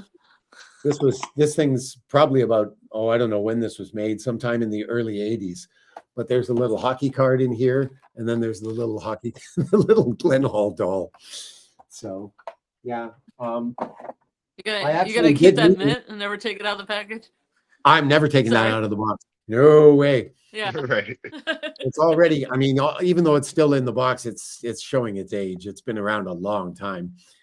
But yeah, I actually met him. I met him in Edmonton many years ago when I was touring that tour in Saskatchewan, Humboldt, and I talk about Glen Hall Recreational Park.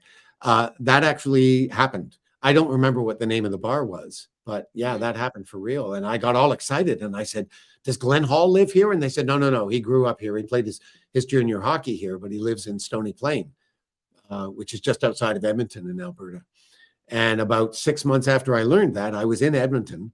So I just got out the phone book one day and found his phone number and called him up. And, and at this point, he had retired from hockey probably about 10 years before that. He was still working as a goalie coach for the Calgary Flames at the time, I think. But his career as a player was long over. And I just called him up out of the blue and I said, hi, you have no idea who I am. I said, I've just been a fan of yours my whole life. And I just happened to be here in Edmonton. And I thought it'd be really great if we could meet while I was here. And, I was fully intending to go out to Stony Plain, which is about a half-hour drive out of Edmonton. And he said, I'm coming into town on Thursday. Why don't I pick you up and we'll go have a coffee? And I'm like, sure, cool. So he picked me up in his pickup truck and we drove to this little greasy spoon on White Avenue and we got coffee and donuts and he told me hockey stories for an hour. And it was awesome. So, yeah. I actually had more about him in the book, but I eventually, after I, started doing successive rewrites, every time I did it, I pared that stuff down because a lot of the feedback I was getting from people reading it is, this stuff really isn't going anywhere. It's not advancing the story. I thought, no, you're absolutely right. So, but I left in that first bit because I needed to explain who he was, like why this Glen Hall recreational park was such a big deal, why Harry would be drinking in this particular bar, So I thought, well, okay, well, I'll keep that one story, but that's it. Also, but also too, Glenn Hall, he was wasn't he notorious for getting nervous and throwing up before a show? Every single Well, game, before a performance, yeah. every game. And there's kind of like a little bit of a what's the term for parallel there with Harry, where he always seems to be nervous about like what he's working on for thesis and always has this anxiety, but when it comes down to performing, he does an excellent job. And you're absolutely right. I mean, I didn't consciously draw that parallel between him and Glenn Hall, but yes, they absolutely have that in common because it was very conscious, a very conscious choice on my part to make Harry exactly that. This guy who doesn't really have a whole lot of faith in his own abilities, and yet when he's called upon, he usually manages to show up. He gets the job done. But if you ask him beforehand if he hasn't much faith that he's going to get the job done, no, he's always questioning himself. He always feels a little bit behind the curve, a little in over his head. Does that parallel you at all, Doug, of acting jobs? Completely, absolutely. It's why I'm always surprised when people go on about how confident they think I am. I mean, I get it because there's a certain measure of that that's required by what I do for a living, but I don't. I mean, I guess I sort of see myself as confident in certain ways because you have to develop professionally. You have to develop a certain measure of confidence to do what I do, but I don't think of myself as a particularly confident person, and I'm often riddled with self-doubt. So, as is Harry. So yeah, that's just part of the autobiographical aspect of Me the story. too. There you go. But you're confident enough to call up one of your heroes, though. Right? Yeah, but I mean, like, what did I have to lose? Yeah, really, yeah. Like the worst he could do was hang up on me. It's like, okay, whatever. I deserved it. Well, no big deal. So I know, Scarlett, you have to go in 15 minutes, right? Yeah, I got it live. Well, the holidays always mess these things up. Yeah. I never really did a live on Thursday, and everybody was like, let's do it on Sunday. I forgot to tell you, and I'm sorry. It's okay. Do you have any questions? Any last questions before I let you promote? And then I've got one more question that I want to ask. Do you have a favorite character in the book, Doug? It's hard to pick just one. I suppose I would have to say Harry. But yes. But Marla is a very outside of Harry. What's that? Sorry? I said outside of Harry then. Marla with Pete running a very close second, I think. Yeah. I agree. Those I think are my top two for this too. Yeah. There's a crud. Her name is escaping me right now. One of your characters in the second book actually reminds me a little bit of Marla. Married one. Oh, is it what's her name? It's gone right out of my head now. The woman, she's based on Martha, right? Yeah, Martha. One from Chicago. Yeah. Yep. She's based on a real person. She's based on a friend of mine whose name is Myra, actually. Myra Donnelly, who is from Lake Forest. And that whole thing about being a Blackhawks fan and being at the Shakespeare thing and living in a part of town called Richmond Hill and also being into paleontology, all true. That all happened for real. She literally walked up to me at the Shakespeare and Company workshop in Boston as I was wearing my Blackhawks jacket, and she said to me, "Who are you, and why are you wearing that jacket?" That's how she introduced herself. So yeah, she's very much based on my friend Myra. Yeah, Amy's a good choice. Some people are leaving for the night. Shadow Skulk has to go. Have a good night, Shadow Skulk, Thanks for coming, and Shadow Skulk. Tab as well. Yeah, Tab may already have left, but if Yeah, not, I see think you later, so. Tabitha. Yeah, she had some very And good, insightful questions. I got one last question before I guess I guess we go. Unless you want to hang out longer, it's fine. But Scarlett has to go in about 12 Yeah, I have to minutes. go, but you guys can hang out. Okay. I'll have to take my jingle bells. See, my avatar was jingle bells. 'Tis the season for jingle bells. Indeed. If you read the books, you'll know what the jingle bells mean. Oh, then actually, just in case you have to this way, I don't run any late, Scarlett. Yeah. What are you off to do? You're covering something, right? What are you What am I covering? up to do? What I've been up to doing is covering the 3 episodes of Stranger Things that just came out on Christmas for some reason. And me and Karen and Jamie are going to cover them on Sci-Fi Vision at 10 o'clock. If people are interested, once this gets done, I'm meandering over there. That would be cool. You know, don't have to. I was But you able to can if watch. you like the show. And we're going I was to we'll be recapping all 3 episodes because Mm. there's another one coming out on New Year's. The finale is coming out on New Year's Day or Mm. New Year's Eve. And that will be on Sci-Fi Vision. Yeah. Can Amy, you drop a link? Can somebody drop a link in the chat? Because I can't do that or I'll kick myself. Yeah, off. if not, I can do it. I'll pull up my other phone and Thanks. do it. Yeah, you're welcome. Yeah, I've I only don't gotten to know see why they put those episodes like that. There were first 4s and 3s and 1. I've only seen the first new one that's out, so it was episode 5. Yeah, 5.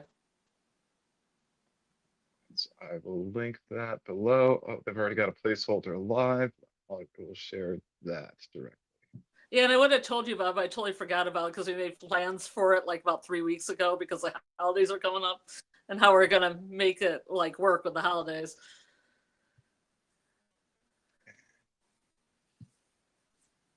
That should be a good time. I'm going to disappear for just a sec. I got to get a refill. No. Okay, so I posted the link below. I'll post it again after I'm wrapping up. Yeah. But you're welcome to stay on after. I just gotta take my jingle bells and go. Actually, I probably should post it in the channel too. Do that I don't know if while you Doug remember the is jingle bells in refreshing these his books. water. Oh, it is amazing how dry I get doing all this. I guess there's something about Yeah. flapping your gums this much, I guess, that tends to dry. Yeah, all the talking, it does that. Yes. You have any auditions or anything going on, Doug? No, this is the quietest time of the year. Oh, it is. Things Probably 'cause of usually shut down holidays. around sort of mid-December, and they don't Yeah. really pick up until like the second week of January. And even then, it's kind of a slow, gradual reopening of things. So no, I got nothing on the horizon. Yeah. I was gonna speak- Is that the usual? There's Yeah, like a yeah, that happens every year season? like clockwork. yeah, yeah. I was going to say, you were asking earlier about things that I was in. I actually did have a scene in this series about John Wayne Gacy, Devil in Disguise. That's Whoa. just Really? Yeah, I was in a scene in the last episode, but I got cut out. Oh no. Ended up on the cutting room floor. So Oh some of- no. yeah. And I was really disappointed too, because it was a really interesting scene. But the director, God bless him, he actually sent me an email and apologized for having to do it and gave me his phone number. And so we got to have a conversation about it. And he said, you know, when you see the episode, you'll understand why I did it, but it was no reflection on you at all. Don't take it personally, blah, blah, blah. He was a really nice guy about it all. Oh, that was nice though. Yeah. Oh yes, like, comment, share, and subscribe, please. Hey, thank you, Amy. Okay, do you get the hype button, Doc? Do I get the No. hype button? Oh, sorry. no, I was asking Doc if he gets a hype button on his videos. Hmm. There's a hype thing that can happen where you can hype somebody's video with points. Oh, I don't know. Maybe if you can hype the video, I guess. I know about the hyping. I just can't tell if I can do it from my own channel. I probably have to look from another account. Hmm. But yeah. Oh gosh, Amy. Amy's getting a little flirtatious. Yeah, I don't know this how it show. works. Yes, we're getting a little after dark. A little after dark. Well, it's because Dieter isn't here, so we need to make up for. Yeah, that's right. Somebody's got to take the moral high road. Right. Yes. Well, it's deeply appreciated, Amy. So thank you very much. All right, So so do go people ahead. know about the mystery of the hype? Because Mr. Program says, I think it has to be a finished live, but it's always I think because nobody really knows. I've only seen it when the live is finished. Yeah. So I think that I'm pretty sure that the live has to be finished before you can hype it. Yeah. For videos, I think it's as soon as they are posted. But it isn't like, I know for me, when I'm like looking at videos and lives posted by people, it isn't every live and every video that's posted that I can actually Yeah, I noticed that hype. too. And I don't know how YouTube decides what it's going to put the button for and what it isn't. Mhm. It's its own monster. And that's one of the Mhm. things that makes me a little, well, maybe more than a little bit afraid of the whole AI takeover. It's like these things don't even understand people. Like, what Yeah. the hell? It's going to be like I'm constantly, moraled by these AI moderators and censored Mhm. out of everything, which is already such a big problem. Yeah, and I want to hype those people that have 900 subscribers, not the people that have 100,000 subscribers. Yeah. I'm not sure. I think the hype is sort of like liking a video, but it's better. I think it's programmed for smaller creators, if I remember right. Yeah. And you only get so many points per week that you can spend to hype videos. And so Yeah, yeah, don't you get that from the chat too? Don't you get points if you chat inside the chat for a while? yeah, It's just I a think that's mystery. more of It's a like a complete game mystery to me. I think that's more of a game to solicit engagement, to encourage engagement. Yeah. I just hope it works. Oh, okay, the smaller the channel, the more points you can hype. Oh, really? Oh, interesting. All right, well, Scarlett, do you want me to give you a little bit of a prep time for your next stream? I haven't even got the link yet, so we'll just pay it Okay. fast and loose. All right. So This is Doug, the after next dark question, and all. the next question I have for you is that so Pete tells Harry to cover Pete tells Harry his cover is perfect because it would never occur to anyone that you are anything other than what you appear to be. This carries a subtle but powerful suggestion that society undervalues artists, making them Mm. invisible in plain sight. Could you talk about how the novel uses the protagonist's career as a poor player to critique societal perceptions of the arts versus more serious professions like intelligence? The novel presents the Canadian Security Intelligence Service not as a polished monolithic organization, but as a fractured institution in the midst of a cultural war. This portrayal is strategically vital, creating a world rife with, oh, I'm going on and reading stuff. But so the question is, could you talk about how the novel uses the protagonist's career as a poor player to critique societal perceptions of the arts versus more serious professions like intelligence? Absolutely. I'm going to get up on my soapbox again here. uh, it's something that has always bothered me, particularly in this country. It was a shock to me the first time I went over to Poland to see one of my plays being produced there. Just to discover how pervasive theater was in Warsaw. There were theaters everywhere. And in the bus shelters there, instead of seeing ads for movies, it was all ads for plays, like everywhere. And the second time I went, I got to go to an opening night. And I've talked about this in lives before. It was like going to the freaking opera. You know, there were like, there was a red carpet and there were paparazzi all over the place and everybody was done up to the nines. And the curtain call went on for like an hour. They dragged everybody up on stage, including me, and gave us all a bouquet of flowers. And, you know, there was an MC with a microphone going around and talking to everybody on stage. And I just thought, this wouldn't happen at home. You would just never see this, except for, you know, like the big commercial theaters. You just wouldn't see this kind of thing, you know, and here it's like, this is totally normal, you know. And this tour of our play that's been going on now in Poland for just over 2 years has just been signed on for the bulk of next year as well. It's going to be running for 3 years and perhaps beyond that. And there's a Canadian director who lives in Warsaw. He's lived there forever now. He's been there for about 15 years, who tells me some of these tours go on for like 9 and 10 years, going around the country, going back to the same theaters over and over again, and consistently filling the theaters. And I just think, this is so utterly different from my experience back home.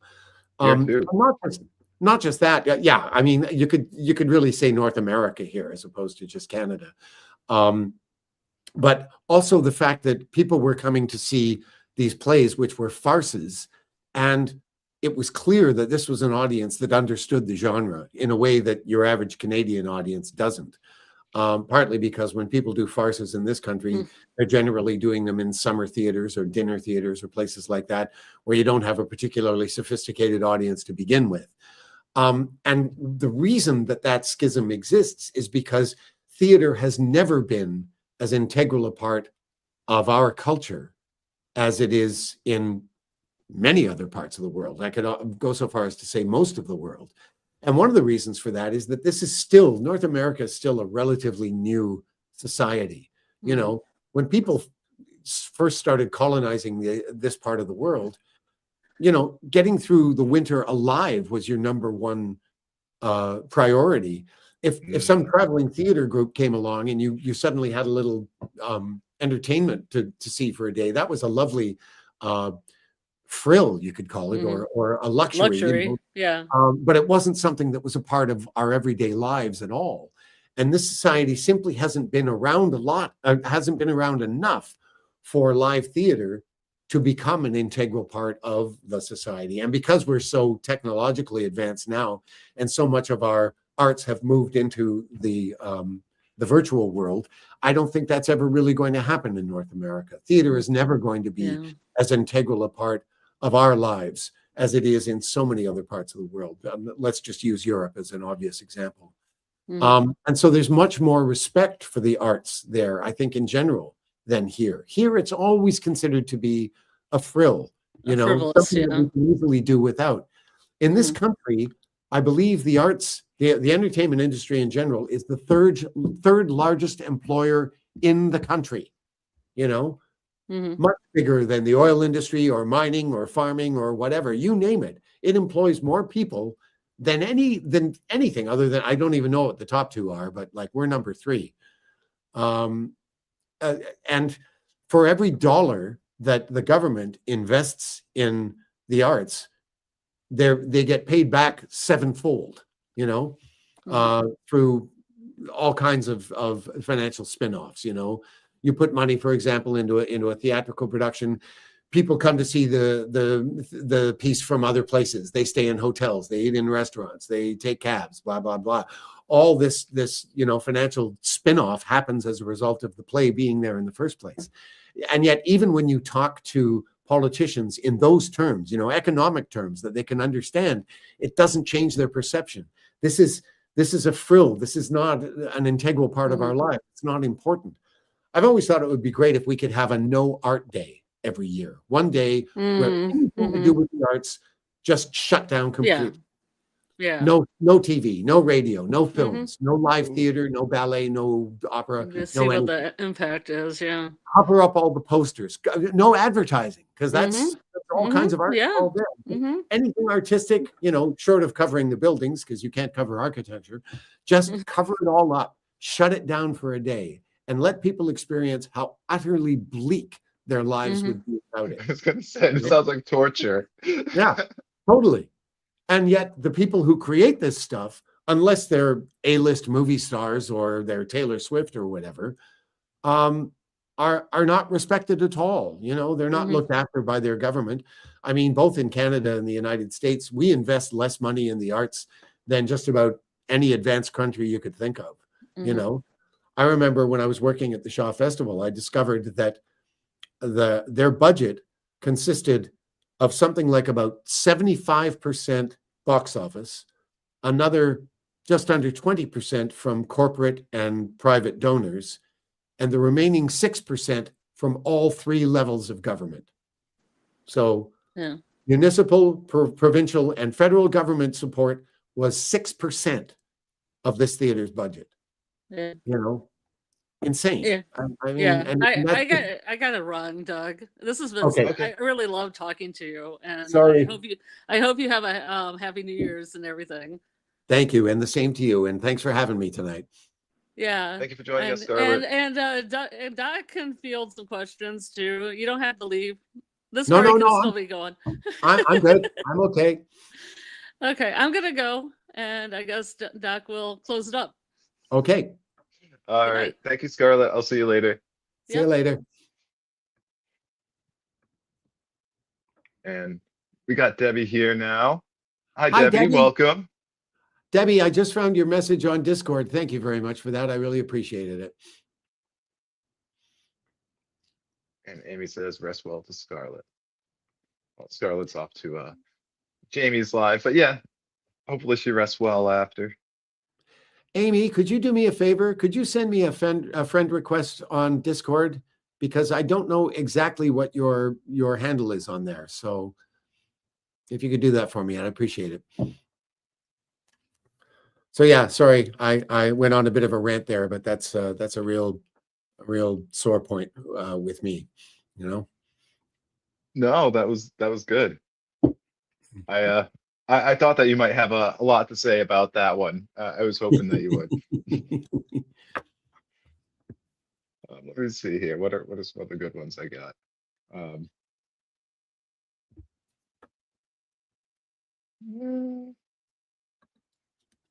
I kind of like this one. So the novel contrasts the old guard, who still think that the biggest threat to this country, well, it's Canada, is Russia, with Pete's more forward-looking perspective. How does the story use this internal thesis conflict to explore broader themes of national security, adaptation, and the changing nature of geopolitical threats? It wasn't really intended to do any of that, to be honest. It was more a question of when I first wrote the book, it was set in 1984. And so this conversation was slightly different. I had to change it when I moved it up into the early 90s. Pete was Okay. predicting the fall of the Soviet Union. And um, uh, Harry just thought he was out of his mind. You know, it's just like, how can you possibly think that? And of course, it turned out to be absolutely true. Um, and that was just an obvious example of Pete's great ability at prognostication. You know, I wasn't really trying to make a larger point than that. I was just using it as a really obvious example of like that was not the prevailing wisdom in 1984. Nobody thought the Soviet Union was going anywhere. They were all preoccupied with the specter of World War III at the time. You know. Hmm.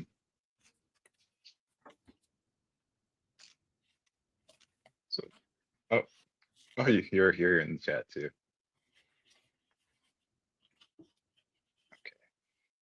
Let's see what do I have here. Some of these are really long.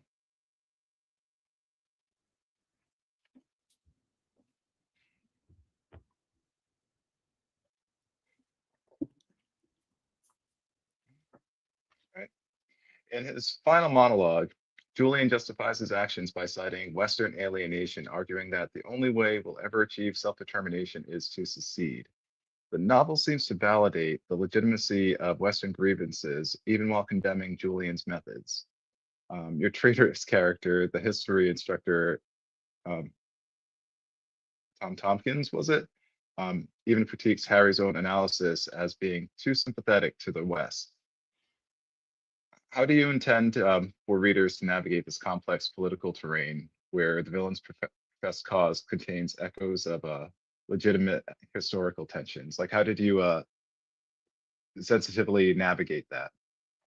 Well, I didn't want to turn it into a political discussion, so we don't really get a rebuttal of Pierre's point of view, which is why it probably ends up sounding like I'm siding with him. I'm not. I'm just giving him a chance to voice his own opinion.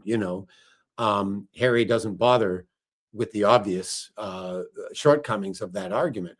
One of them being that, and this is one of the problems with small parts of countries that want to secede, they all run into the same problem, and that is that they can't support themselves economically, and despite the fact that Alberta has this tremendous reserve of oil, that in itself is not going to be enough for them to be able to survive as a country. There's also the thorny issue of just because this little part decides they want to leave doesn't mean the rest of the country is going to let them go without a fight. We don't even get into any of that. So it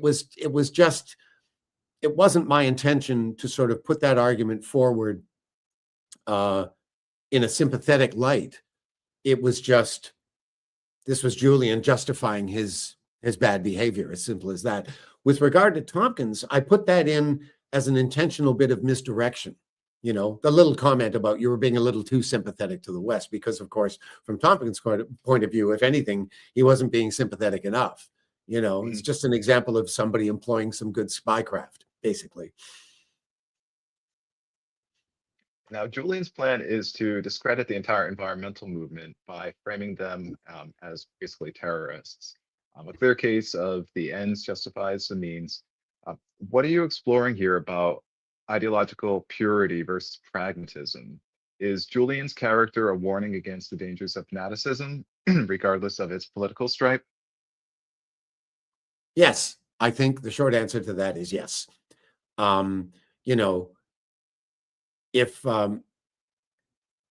If you think killing off a handful of people and while you're at it, framing them for this heinous crime is a legitimate means of achieving your ends, you're in the wrong business. Like please go get some therapy. So yeah. Just this reminds me of one of my favorite what do you call them, bumper stickers I ever saw. It said, "Death to all fanatics." That was extremely clever. Anti-fanatic fanatic. I dig it. It's like there was a South Park episode of where I think, was it Cartman was going around saying he was going to bully the bullies to death. He was going to bully the bullies To death, yep. Oh, to death. Oh, yeah. Yeah. But so yeah, I guess speaking of psychological tolls and therapy, so throughout his training and field work, Harry's constantly performing, whether it's adopting French dialects with Chantal, psychoanalyzing Olivia, or charming his way into an activist group. So like, what is the psychological toll of this constant performance? Like, does he ever have a moment where he's not playing a role? That's a good question. I think with both Olivia and Chantal, he wasn't actually playing a role. This was just him. This was how he related to them. It was all quite open and honest and upfront. I mean, the only thing that that he was kind of keeping from Chantal was his raging infatuation for her. And of course, in Olivia's case, as he says himself, there was no point in trying to hide that because she could read him like a book anyway, So, I mean, there wasn't really any pretense going on there at all, really. I mean, that's one of the interesting things about the dynamic of that relationship. It's like he's basically at her mercy until he pieces things together just in time for his exam, and he manages to get the better of her at that one moment. But until then, like he's like, he's a puddle every time she comes into the room, I felt a and sort of sense of relief for him when she came clean that she was part of like CSIS, that he could probably have someone that he could like talk to and relate to now and be more open with about these sorts of things that he has to experience. oh, you're talking about Marla. Sorry, I thought you were talking about Olivia. Oh, No, well, all of them, but yeah.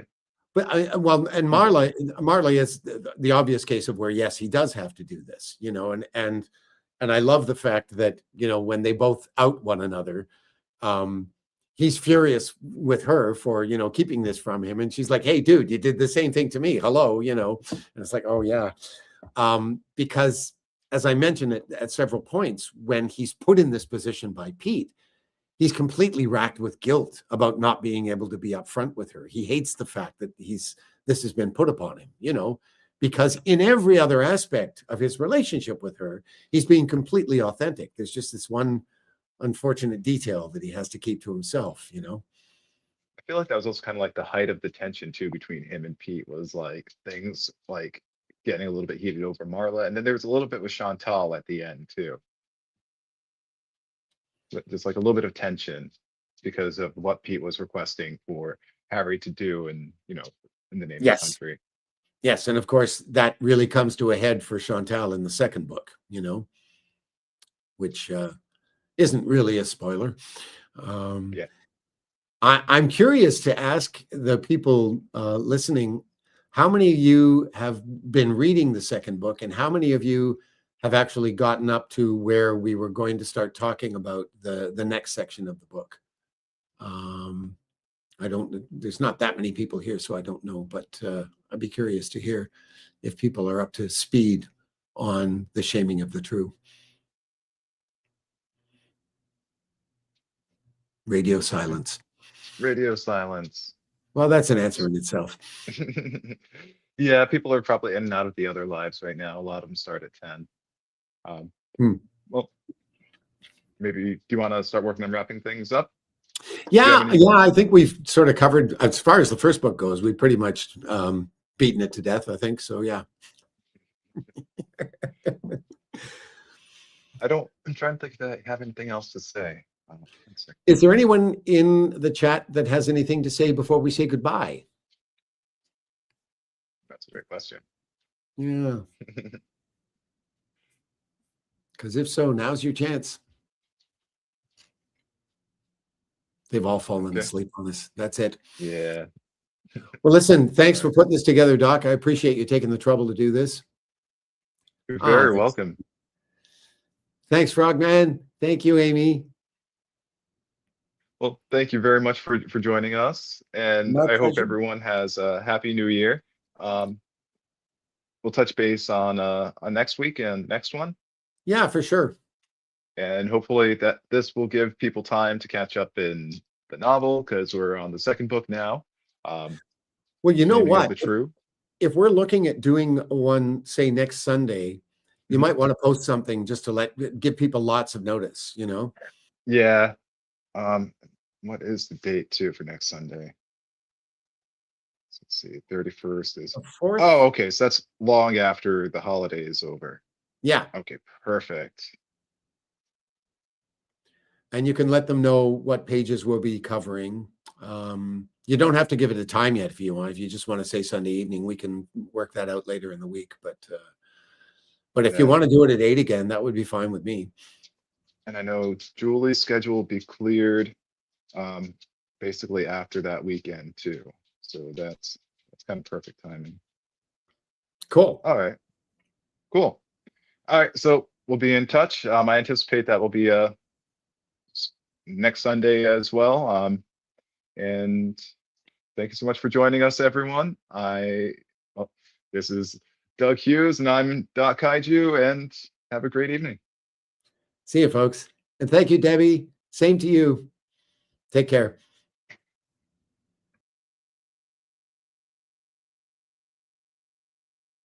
Oh, I'm almost closing it out the wrong way. End stream. There we go.